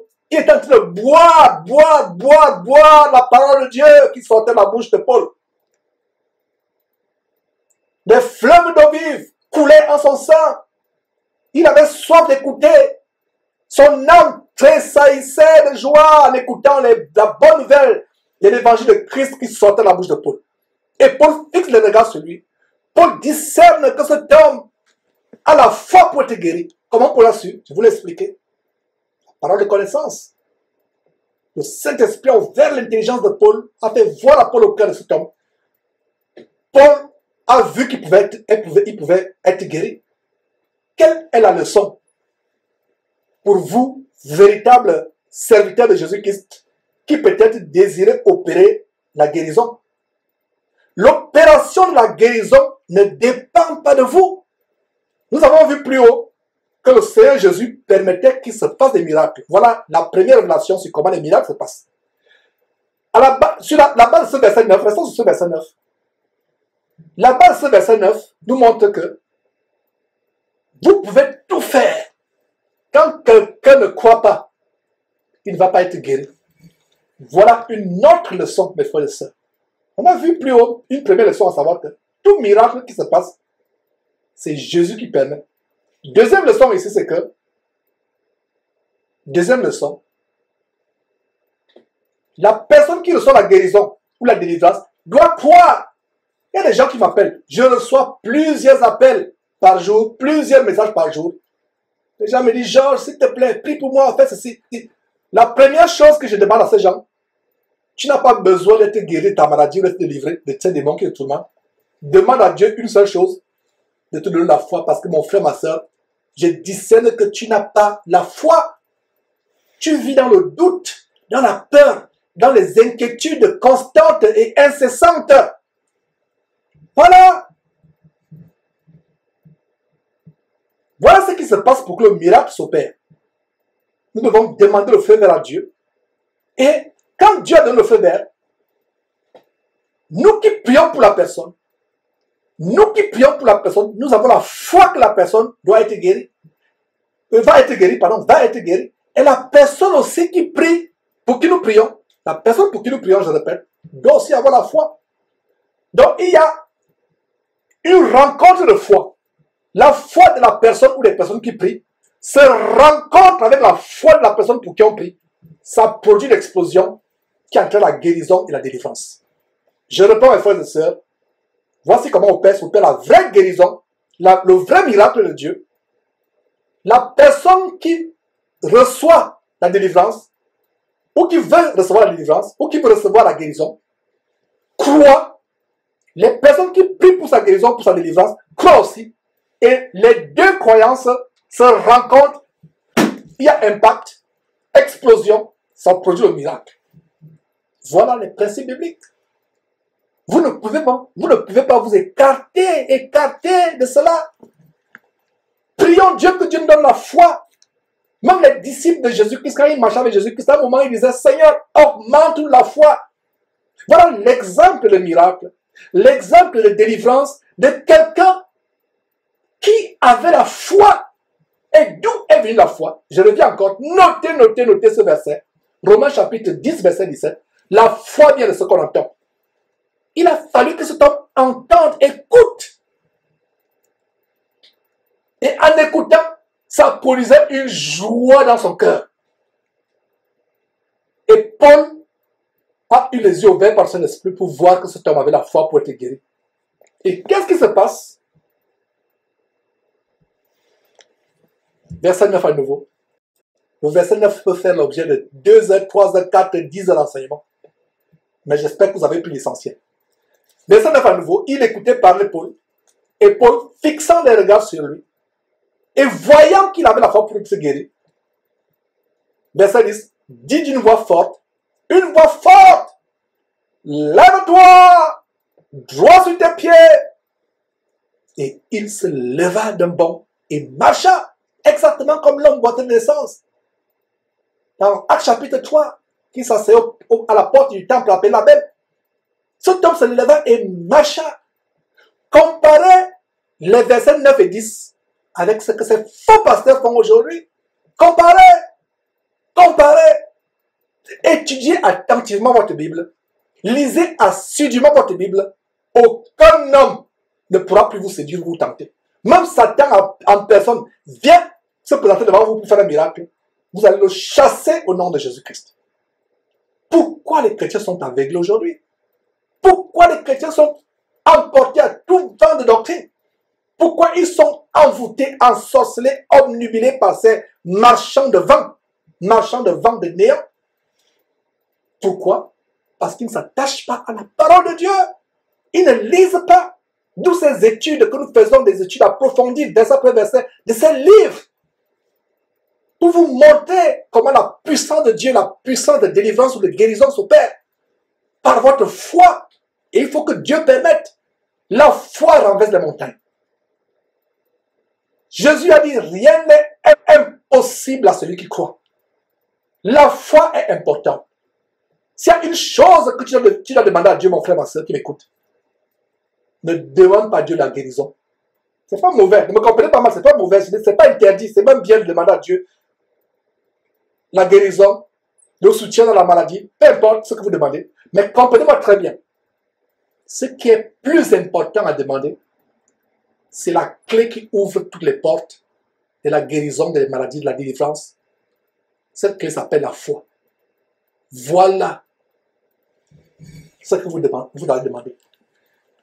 Comment est la foi? La foi est comme une clé qui ouvre la porte principale de la maison.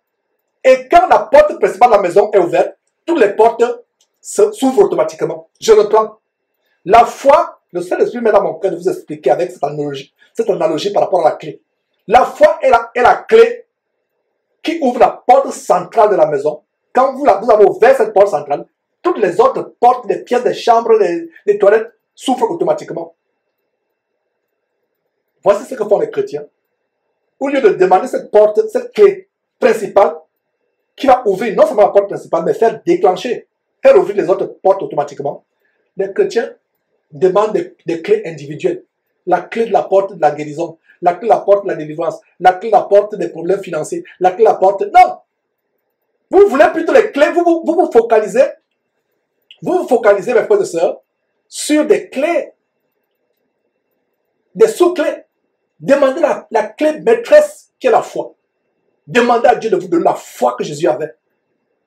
Mes frères et sœurs, votre vie ne sera plus la même. Vous viendrez un jour me dire, Georges, je témoigne de comment ma vie a changé.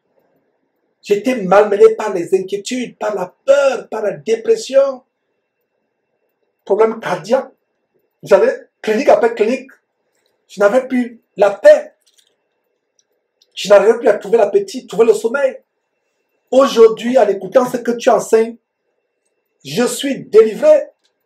Je suis béni. Demande à Dieu la clé maîtresse, la clé principale. Avec cette clé, tu n'auras plus besoin des autres clés. Parce que cette clé ouvre toutes les portes. J'espère que vous avez compris cette analogie. Alors, verset 10 à nouveau. Verset 10 à nouveau. Pierre dit d'une voix forte, lève-toi, droit sur tes pieds. Et il se leva d'un bond et marcha. Quelque chose de terrible va se passer. Au lieu que les gens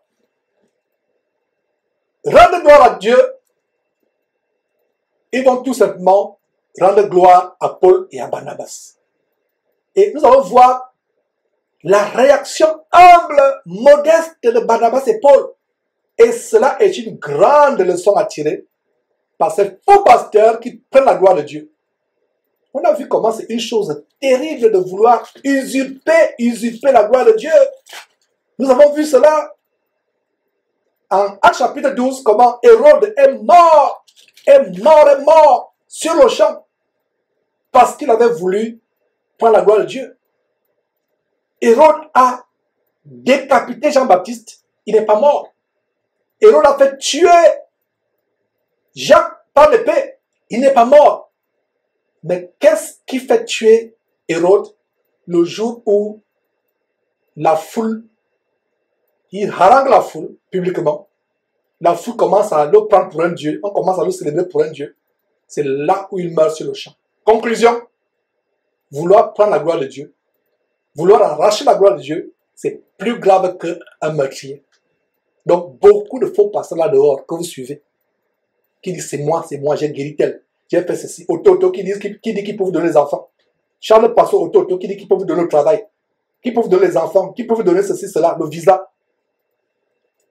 Il est plus meurtrier que les grands criminels qui ont tué des centaines de personnes qui se retrouvent en prison. Il est plus meurtrier que le chef d'ISIS, al-Baghdadi, que les services secrets américains ont tué il y a quelques jours. Il est plus meurtrier que Ben Laden. Plus meurtrier qu'Hitler. Hérode tue, décapite Jean-Baptiste, il ne meurt pas. Il tue Jacques par l'épée, il ne meurt pas.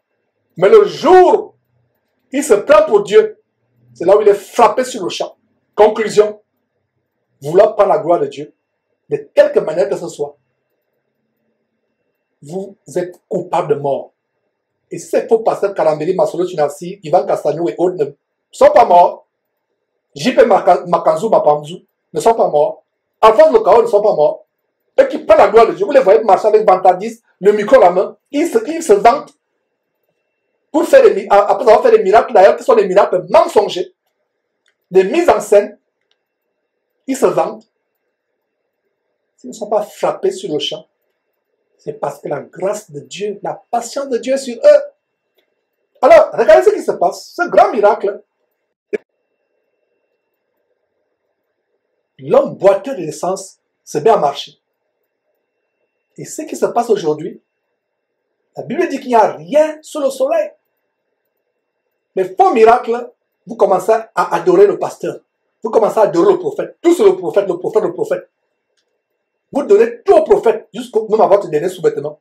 Vous préférez marcher nu et le prophète va votre dernier slip, votre dernier caleçon. Tout c'est le prophète. Où est Dieu dans votre vie? Dans ce cas-là, où est Jésus-Christ? Il n'y a rien de nouveau sur le soleil. C'est exactement ce que les gens de cette ville font. Vous dites d'adorer Dieu, de rendre grâce à Dieu. Les gens de Lystre, au verset 11, lisons verset 11, à la vue de ce que Paul avait fait. Ce n'est pas Paul qui a fait. Paul n'était qu'un instrument. À la vue de ce que Paul avait fait, la foule éleva la voix et dit en langue lycaonienne, les dieux sous une forme humaine sont descendus vers nous. N'est-ce pas la même chose que les gens disaient du roi Hérode en Actes chapitre 12? Voix d'un Dieu et non d'un homme. Voix d'un Dieu et non d'un homme. Hérode savourait la gloire. Il ne savait pas que il la savourait pour quelques secondes avant de se retrouver en enfer pour l'éternité. Il fut frappé de mort sur le champ. Un ange de Dieu le frappa, rongé par les vers. Voyons le contraste entre l'attitude d'Hérode en Actes chapitre 12 et l'attitude de Paul et Barnabas qui contraste, qui diffère avec l'attitude de faux pasteurs. Verset 11, à la vue de ce que Paul avait fait, la foule élevait la voix et en langue lycaonienne, ils dirent, les dieux sous forme humaine sont descendus vers nous. Verset 12, ils appelaient Barnabas Jupiter et Paul Mercure, parce que c'était lui qui portait la parole. Ils donnent des surnoms. Barnabas devient le dieu Jupiter. Paul devient le dieu Mercure, parce que c'est lui qui porte la parole. Verset 13, le prêtre de Jupiter, dans le temple, regardez le temple. Le temple n'est pas chrétien. Regardez, le prêtre de Jupiter, vos temples là, vos chapelles, vos cathédrales. C'est pour ça que les chefs de ces cathédrales s'appellent prêtres. Le prêtre de la cathédrale telle, l'évêque, le cardinal, l'archevêque, le prêtre de telle chapelle, le prêtre de telle paroisse.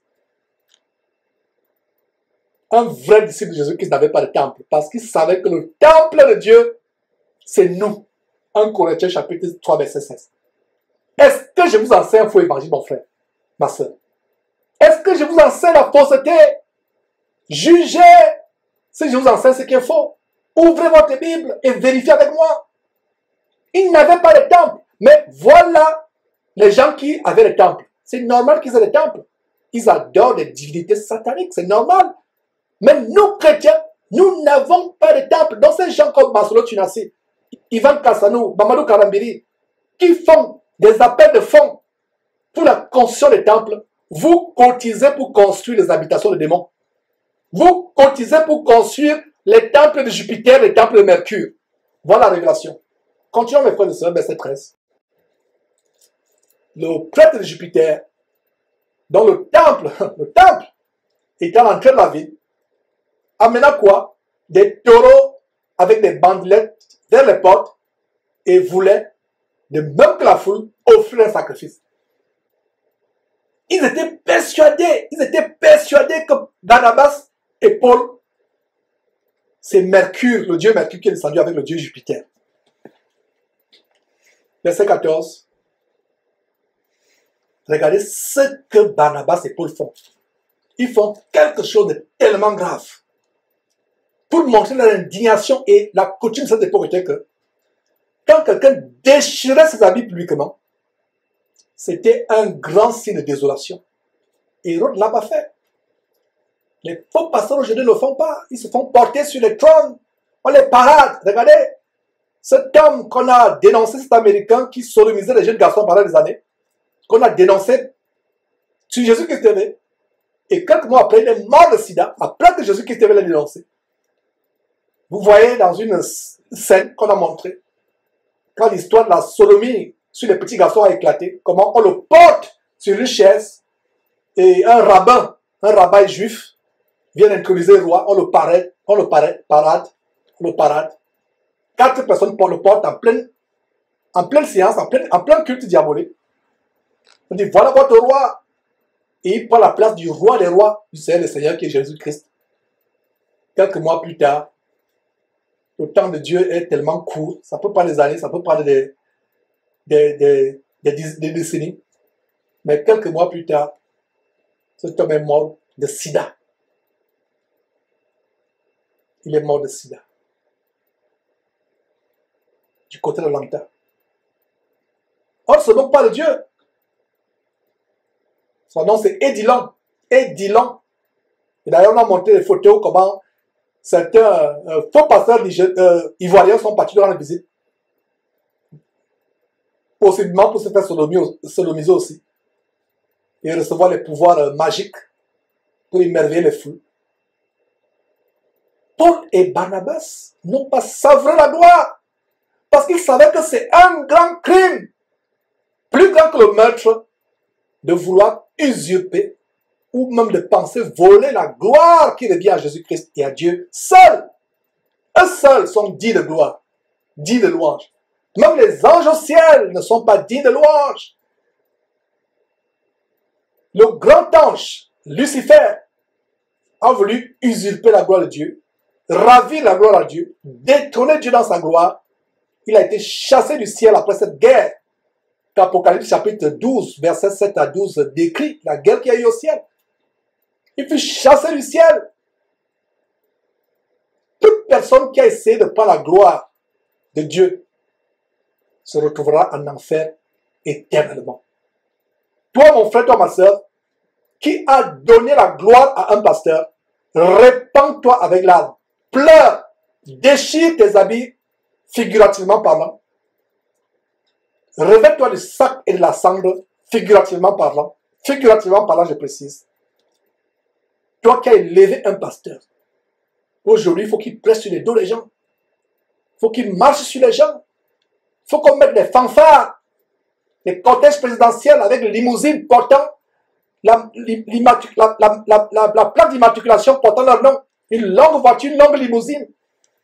Et une fanfare comme David le War. Il faut la fanfare. On balaye les rues avec le savon. Parce que ses pieds, ses chaussures ne doivent pas marcher sur la poussière. Oh mes frères, pourquoi sommes-nous tombés aussi loin de l'évangile de Jésus-Christ? Je viens ici crier tous les jours. Retournons à la simplicité de l'évangile de Christ. Retournons à la simplicité de l'évangile de Christ. Retournons à la simplicité, je vous en supplie, de l'évangile de Christ. Nous sommes tombés très bas. Nous sommes éloignés de l'évangile de Christ. Comparez les choses que nous sommes en train de lire, que je vous explique, avec ce qui se passe autour de nous aujourd'hui. Les hommes sont devenus plus glorieux que Jésus-Christ. Ils sont devenus plus glorieux que Dieu. Et ça ne date pas d'aujourd'hui. Au temps de Paul, l'apôtre Paul disait, avant nous, avant le retour de Jésus-Christ, vous avez commencé à régner. l'évangile diabolique de Cassano, de Karambiri, de Masolo Chinasi, l'évangile du règne maintenant, kingdom now, le royaume maintenant. C'est faux pasteur que je cite tous les jours. Mes frères et sœurs, c'est une stratégie de communication de les appeler tous les jours, si vous ne le savez pas. Il y a des gens qui disent que Georges, tu les appelles tous les jours. Tous les jours, tous les jours. C'est fait exprès. Parce que toi, tu es fatigué que tu attends le nom. Mais il y a quelqu'un qui ne sait pas que Masolo Chinasi est un faux pasteur sous les apparences d'ange. Quand vous le voyez, comme les gens du monde disent, vous lui donnerez la communion sans confession.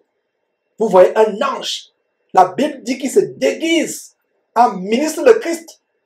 Et cela ne doit pas nous étonner. Cela ne doit pas nous étonner parce que leur maître Satan, lui aussi, se déguise en ange de lumière. Comparez, mes frères et sœurs. Comparez. Les gens prennent la gloire avec l'évangile diabolique. Les affiches, ni de gloire. Ceci de gloire. Tout c'est la gloire. Regardez les affiches de ces gens. Masolo Chinasi, Ivan Cassano, Mahomet Sanogo, Karambiri. Gloire, gloire, gloire. Quelle gloire? Ils aiment la gloire des hommes et non la gloire de Dieu. Un vrai chrétien doit tout faire pour que le nom de Jésus soit honoré, pour que la gloire de Dieu et de Jésus-Christ resplendisse. Voilà ce à quoi nous nous attelons. Voilà ce à quoi nous travaillons pour que la gloire de Jésus-Christ et de Dieu resplendisse. Eux, c'est leur propre gloire. Regardez leurs affiches. Photoshop, ils brillent. Hommes sensuels, n'ayant pas le Saint-Esprit. Et comme ils n'ont pas le Saint-Esprit, ils veulent briller avec l'auréole que Photoshop montre tout d'eux. Ils brillent sur les affiches abominables. Je parle de ces choses tous les jours. Tous les jours. Très bon commentaire de Fabrice Brou qui dit qu'il n'existe aucun contraste. Fabrice Brou sur YouTube qui dit qu'il n'existe aucun contraste entre le roi Hérode et le général soi-disant Makosso. Quel contraste? Ils se font porter. Il y a des gens qui se mettent à genoux devant eux. Les gens se prosternent. Je dis ça avec une colère pas possible parce que ces gens vous entraînent en enfer. Si toi, mon frère, ma soeur, tu t'es prosterné devant un pasteur, tu t'es mis à genoux devant un pasteur, tu t'es prosterné devant un pasteur, tu as élevé un pasteur, même dans le secret de ton cœur, repens-toi avec larmes. Demande pardon à Dieu. Demande pardon à Dieu. Ne te prosterne pas devant un pasteur. Ne donne pas la gloire avec un pasteur. Tu peux avoir de l'affection, de la considération pour un pasteur. C'est biblique. Mais ne le lève pas comme s'il était devenu ton Dieu. Tout c'est le pasteur. Tu dois avoir un enfant. Ton mari, avant de t'enceinte, il faut voir le pasteur. Avant de commencer un commerce, il faut voir le pasteur. Avant de faire cette filière, ces études, il faut voir le pasteur. Avant de commencer ceci ou cela, il faut voir le pasteur. Le pasteur a remplacé Dieu dans votre vie. Comme Guy Vincent Kodja, du côté de Côte d'Ivoire, lui-même il a dit, on a montré la vidéo, il dit, ne croyez pas en Dieu, croyez en moi. Moi je vais aller à Dieu pour vous. Il remplace Jésus-Christ.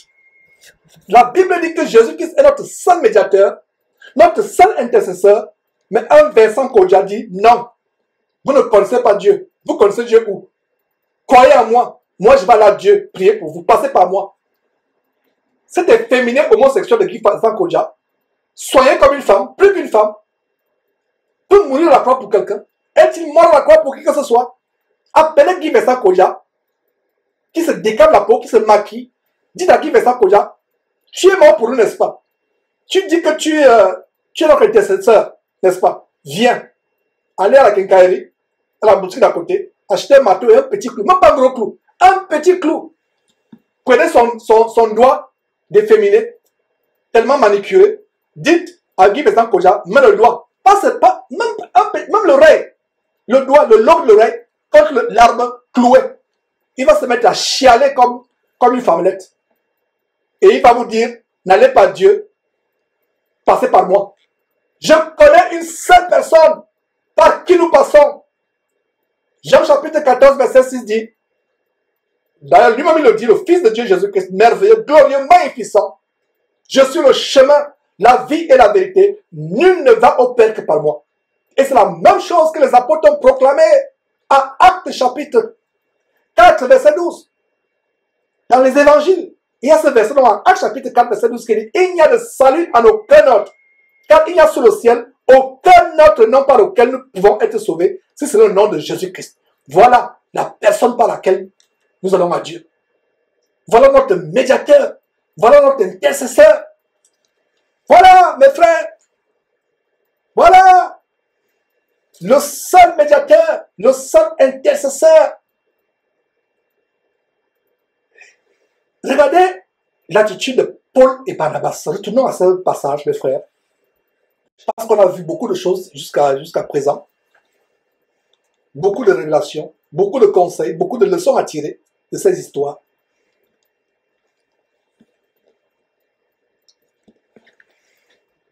Verset 14. Les apôtres Barnabas et Paul, ayant appris cela, déchirèrent leurs vêtements et se précipitèrent au milieu de la foule. Ils coururent vers la foule, ayant déchiré les vêtements. Verset 15, en s'écriant, oh homme, pourquoi agissez-vous de la sorte? Nous aussi, nous sommes des hommes de la même nature que vous. Et vous apportant une bonne nouvelle, nous vous exhortons à renoncer à ces choses abominables que vous êtes en train de faire, à ces choses vaines. Adorez Mercure, adorez Jupiter, détournez-vous, renoncez à ces choses vaines et tournez-vous vers le Dieu vivant qui a fait le ciel, la terre, la mer et tout ce qui s'y trouve. Jupiter n'a pas fait le ciel, la terre, le ciel, la mer, l'univers. Mercure n'a pas créé l'univers. C'est Dieu, le Père de Jésus-Christ. Verset 16. Ce Dieu, dans les âges passés, a laissé toutes les nations suivre leur propre voie. Donc chaque nation suivait sa propre voie. Verset 17. Quoiqu'il n'ait cessé de rendre témoignage de ce qu'il est, en faisant du bien, en vous dispensant du ciel les pluies et les saisons fertiles, en vous donnant la nourriture avec abondance et en remplissant vos cœurs de joie. Regardez, la Bible ne dit-elle pas que Dieu fait pleuvoir, même sur les méchants, sur les bons et sur les méchants. Regardez un pays, soi-disant prospère comme les États-Unis. Ce sont les méchants, les sodomites homosexuels, les lesbiennes qui ont un plus grand pouvoir d'achat. Les gens méchants sont des milliardaires en dollars. Vous pensez que c'est quoi? Dieu vous fait jouir de la graisse, du miel de cette terre pendant un temps. C'est un aspect de sa bonté. Mais après la mort, la Bible dit après la mort vient le jugement. C'est pendant que vous êtes vivant que vous pouvez vous repentir. Donc, Dieu fait pleuvoir le ciel, du ciel, il fait pleuvoir du ciel la pluie, l'abondance, la nourriture, les saisons fertiles. C'est pour un temps. Le verset, regardez ce que le verset 18 dit. À peine put-il, par ses paroles, empêcher la foule de leur offrir un sacrifice. La foule ne voulait rien entendre. La foule dit pour eux, malgré le fait qu'ils ont déchiré le vêtement, malgré ces merveilleuses paroles, ils ont crié à la foule, nous sommes des hommes comme vous. La foule dit, non, non, non. Vous êtes Mercure et Paul. Vous êtes Mercure et Jupiter. Toi, Barnabas, tu es Jupiter. Toi, Paul, tu es Mercure. Nous allons vous offrir les taureaux. Donc, le taureau. Verset 18. À peine purent-ils par ces paroles empêcher la foule de leur offrir un sacrifice. Verset 19. Alors, survint d'Antioche et d'Icône des Juifs qui gagnaient la foule. Toujours les Juifs. Qui vont les poursuivre. Regardez, ils sont partis d'Icône. On a vu comment, au verset 1, ils étaient à Icône. Ils sortent d'Icône, ils arrivent à Lystre. Ils font un grand miracle qui émerveille toute la ville. Presque. Ces gens qui sont restés à Icône les poursuivent.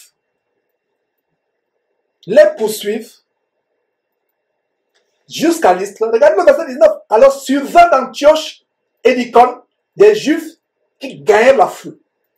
Et qui, après avoir lapidé Paul, le traînèrent hors de la ville, pensant qu'il était mort. Et les Juifs lapidaient d'une certaine manière. La lapidation, ça veut dire que on écrasait votre corps, on brisait votre corps, avec des pierres ou des barres de fer ou des barres de bois. C'est ça la lapidation. Je donne la précision de manière graphique pour que vous compreniez le miracle de Dieu.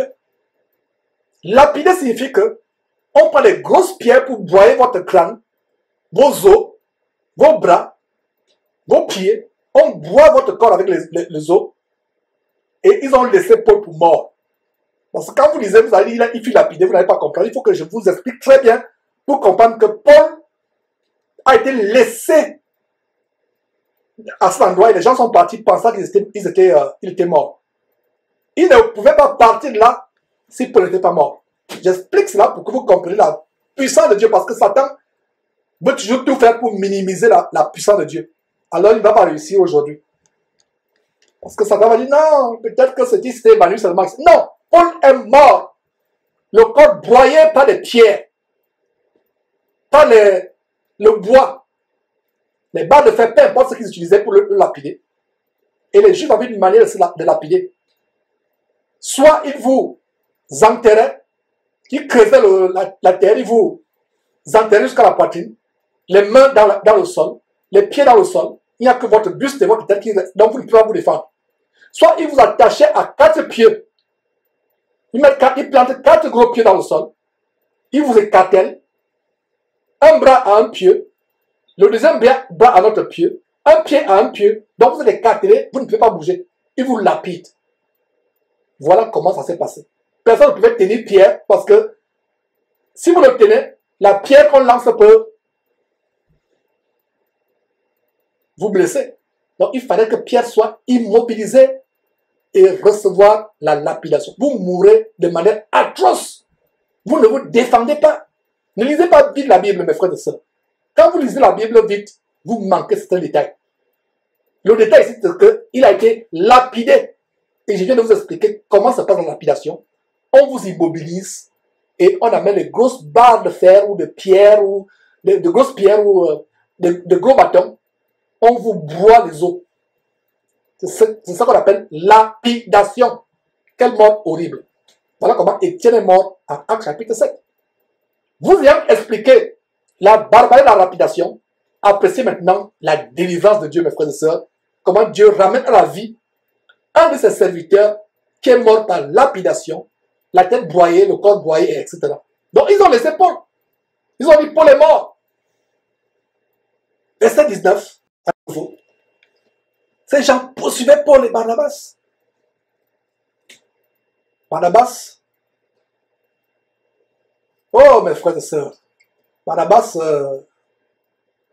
lui, il a échappé à la lapidation. Mais Paul a été lapidé, broyé par des pierres, des bâtons, des fers. C'est ça le mot. Alors, verset 19, à nouveau. Suiveurs d'Antioche et d'Icône, des Juifs qui gagnaient la foule et qui, après avoir lapidé Paul, le traînaient hors de la ville. Pourquoi le traînaient? Parce que c'est un cadavre. C'est tellement les hyènes, s'il y avait les hyènes là-bas, ou les chacals, ou les oiseaux, les vautours devaient le manger. On le traînait hors de la ville. Mort.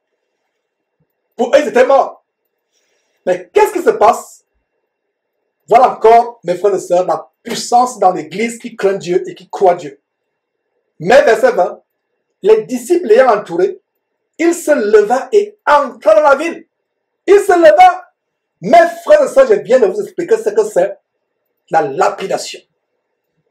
Le corps est broyé par des pierres. Les blessures béantes occasionnées par ces grosses pierres qui tombaient sur vous, ces bâtons, ces fers. Mais le lendemain, il se lève. Les disciples l'entourèrent. Ils l'entourèrent. J'imagine comment ils se donnaient les mains pour prier pour lui. Et ils se levaient. Malgré le fait que pour eux, ou pour les gens de la ville plutôt, Paul était mort, ils ont eu la croyance en Dieu. Ils ne sont pas fiers à ce que les yeux voyaient. Ils ne sont pas fiers aux blessures effrayantes, béantes sur le corps tout au long du sur le corps de Paul. Malgré ce qu'ils voyaient, ils ont entouré Paul, visiblement, véritablement, ils sont de les mains. Ils ont prié, Paul se leva. le mort ayant le corps broyé se leva. Mon frère, ma soeur qui écoute cela, si tu ne croyais pas que Dieu, même après la mort, peut reconstituer tes tissus, tes muscles, tes os, voilà une évidence. Voilà une preuve. Vous qui dites que oh, Jésus-Christ ne croit pas au miracle. Jésus-Christ ne croit pas aux délivrances. Jésus-Christ ne croit pas, Jésus ne croit pas au miracle, Jésus ne croit pas aux délivrances. Vous voulez que nous croyions au miracle et délivrance avec des acteurs de cinéma? Non, non, non, je ne croirais pas. Personne de Jésus-Christ ne croira. Nous croyons au vrai miracle et ces miracles se passent encore aujourd'hui. Il y a des miracles que certains membres de Jésus-Christ ont opérés. Des grands miracles. Des personnes qui ont été ressuscitées des morts. On ne va pas publier ça. Pour que la gloire ne revienne pas sur un membre de Jésus-Christ. On ne va pas publier cela. Quelqu'un qui fait un miracle, il s'empresse de mettre sur YouTube. C'est la preuve que ce n'est pas Dieu.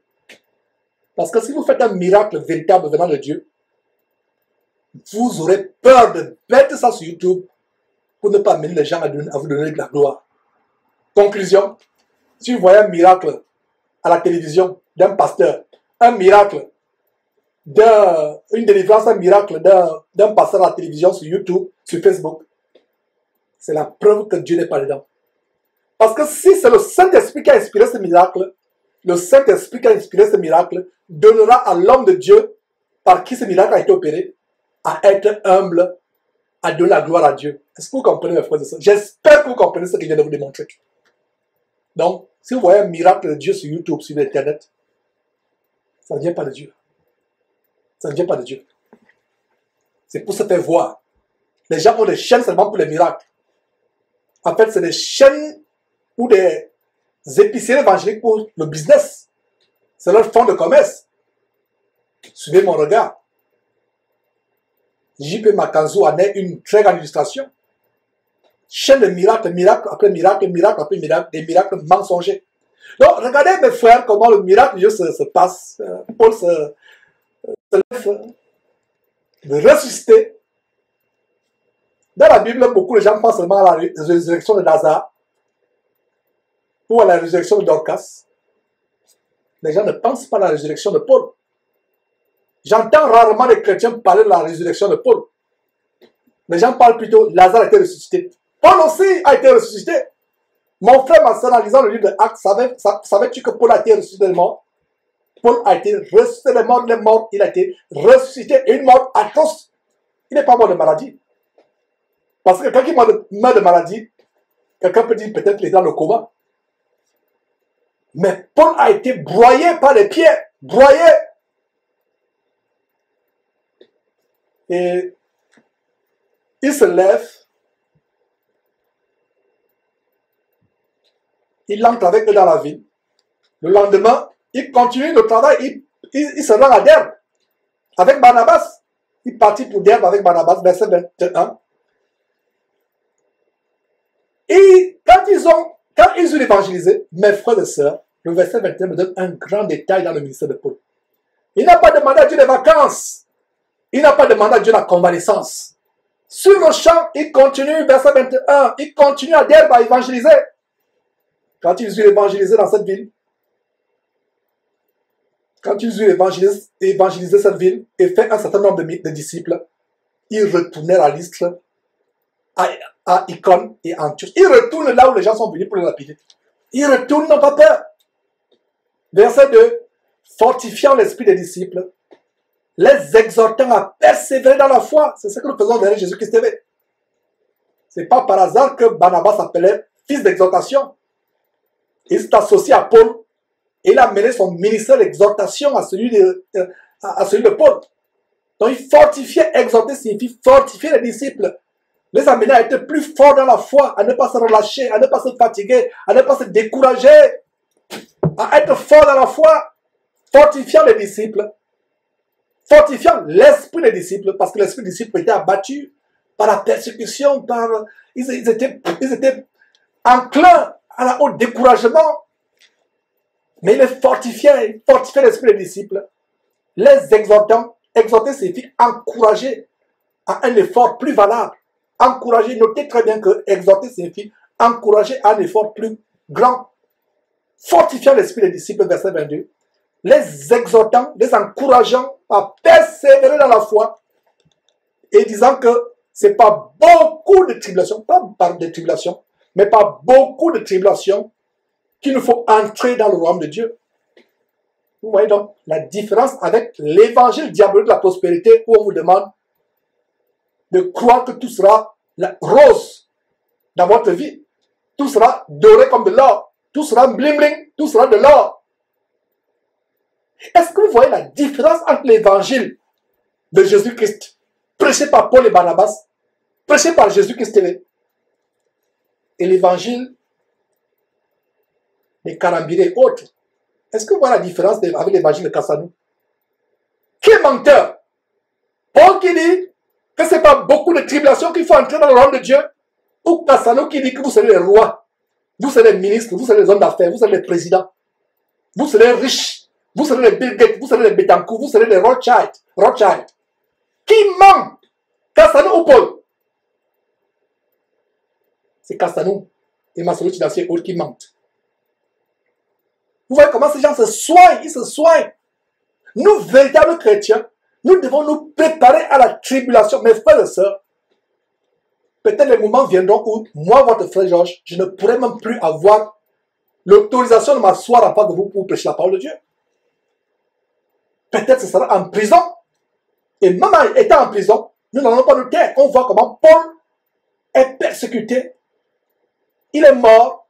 On le laisse pour mort. Dieu le ressuscite. Le lendemain, il sera à Éden pour continuer à prêcher. Et comment on les fortifie? Les choses que Paul et Barnabas disaient il y a plus de 2000 ans, c'est la même chose qu'il dit aujourd'hui, que frères, ne vous découragez pas. Persévérons. Les temps difficiles arrivent. Nous aurons beaucoup de tribulations. Beaucoup parmi nous vont mourir. Regardez ce qui se passe au Nigeria. Les gens, parce qu'ils professent leur foi chrétienne, ils sont brûlés, découpés par les machettes. Vous qui êtes aux États-Unis, vous qui êtes en France, vous pensez que vous êtes dans l'abri? C'est pour un peu de temps, cette accalmie. Cette accalmie est pour un peu de temps. Nous qui sommes dans les pays soi-disant développés, comme les États-Unis, le Canada, l'Europe, ne dormez pas dans votre cocon. Beaucoup parmi vous qui me suivez actuellement vont se décourager. Vont me mentir, vont dire que non, on n'était pas chrétien. On allait tout simplement sur Jésus qui était pour peut-être voir ce que ce fou est en train de dire. Non, on n'était pas chrétien, donc ne nous tuez pas, laissez-nous à vie. Beaucoup vont renier. On va demander aux gens, pourquoi te coupes pas la tête? Dis publiquement que tu renies Jésus, que tu n'as jamais été son disciple. Beaucoup, même parmi vous qui me suivez, préparons-nous au temps difficile. Nous ne savons pas comment ça va venir, mais une chose est certaine, les temps difficiles arrivent. Nous allons vivre de grandes tribulations. De grandes tribulations. De plus en plus, il est interdit de dire que l'homosexualité est une abomination. Vous dites cela, vous vous retrouvez en prison. Vous payez de grosses sommes d'amende qui se lèvent à des millions de francs CFA ou des milliers, et même des centaines de milliers d'euros ou de dollars. Préparons-nous à la tribulation, mes frères et sœurs. Verset 22. Fortifiant l'esprit des disciples, les exhortant à persévérer dans la foi, et disant que ce n'est pas beaucoup de tribulations qu'il nous faut entrer dans le royaume de Dieu. Ils firent nommer des anciens dans chaque ville, dans chaque église. Ils firent nommer des anciens. Il n'est pas dit qu'il fut nommé un pasteur. Est-ce que vous voyez comment l'église fonctionne? Ils furent nommés les anciens dans chaque église, dans chaque communauté chrétienne. Il n'est pas dit dans chaque temple. Dans chaque église, l'église, comme vous allez lire les 3 premiers chapitres du livre Apocalypse, vous allez savoir que l'église, c'était les croyants d'une ville. Donc dans chaque ville, il y avait des anciens. Et après avoir prié et jeûné, regarde la pratique qu'ils avaient, une pratique de prière et de jeûner, ils les recommandèrent au Seigneur en qui ils avaient cru. Verset 24, traversant ensuite la Pisidie, ils vinrent en Pamphylie, verset 25, annoncèrent la parole à Perge et descendirent à Thalie. Regardez, toutes les villes qu'ils traversaient, ils faisaient les disciples. Ils annonçaient la bonne nouvelle, convertissant les foules à Christ Jésus. Verset 26, de là, ils s'embarquèrent pour Antioche, d'où ils avaient été recommandés à la grâce de Dieu pour l'œuvre qu'il venait d'accomplir. Pour l'œuvre qu'il venait d'accomplir. Verset 27. Après leur arrivée, il convoquait l'église. Voilà, l'église n'est pas un bâtiment. Comment allez-vous convoquer un temple? Comment allez-vous convoquer une chapelle, une paroisse, une cathédrale? Voilà encore la preuve que l'église n'est pas un bâtiment. Mes frères et sœurs, quelle révélation de savoir que l'église, c'est les saints, les élus de Dieu, les croyants, vous et moi, nous sommes l'église. Voilà, le verset 27, après leur arrivée, il convoquait l'église et il racontait à qui? À l'église. Pas au bâtiment, pas au temple, pas au morceau de pierre, pas au morceau de briques, de verre, de glace.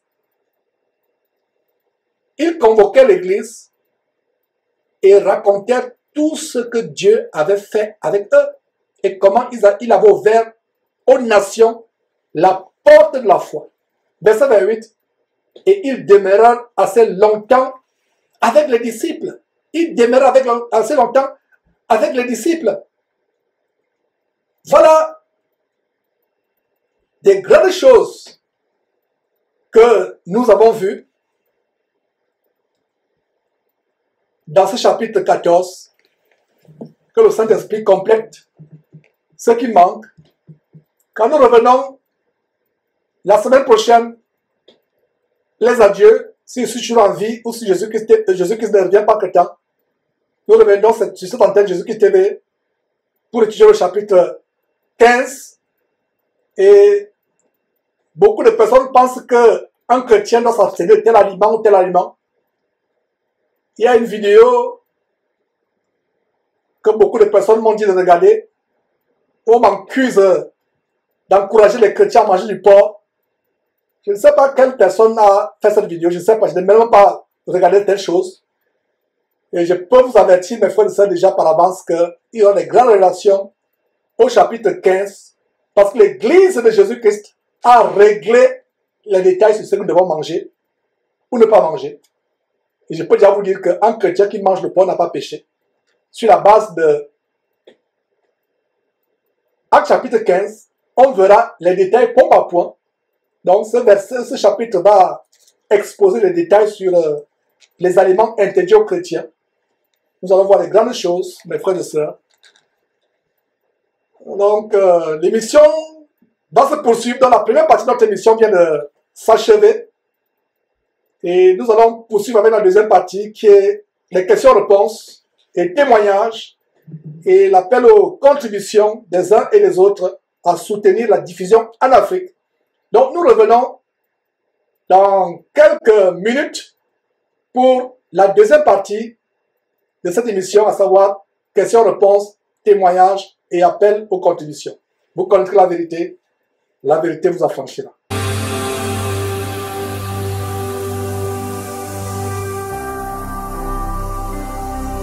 Jésus-Christ TV, vous connaîtrez la vérité et la vérité vous affranchira.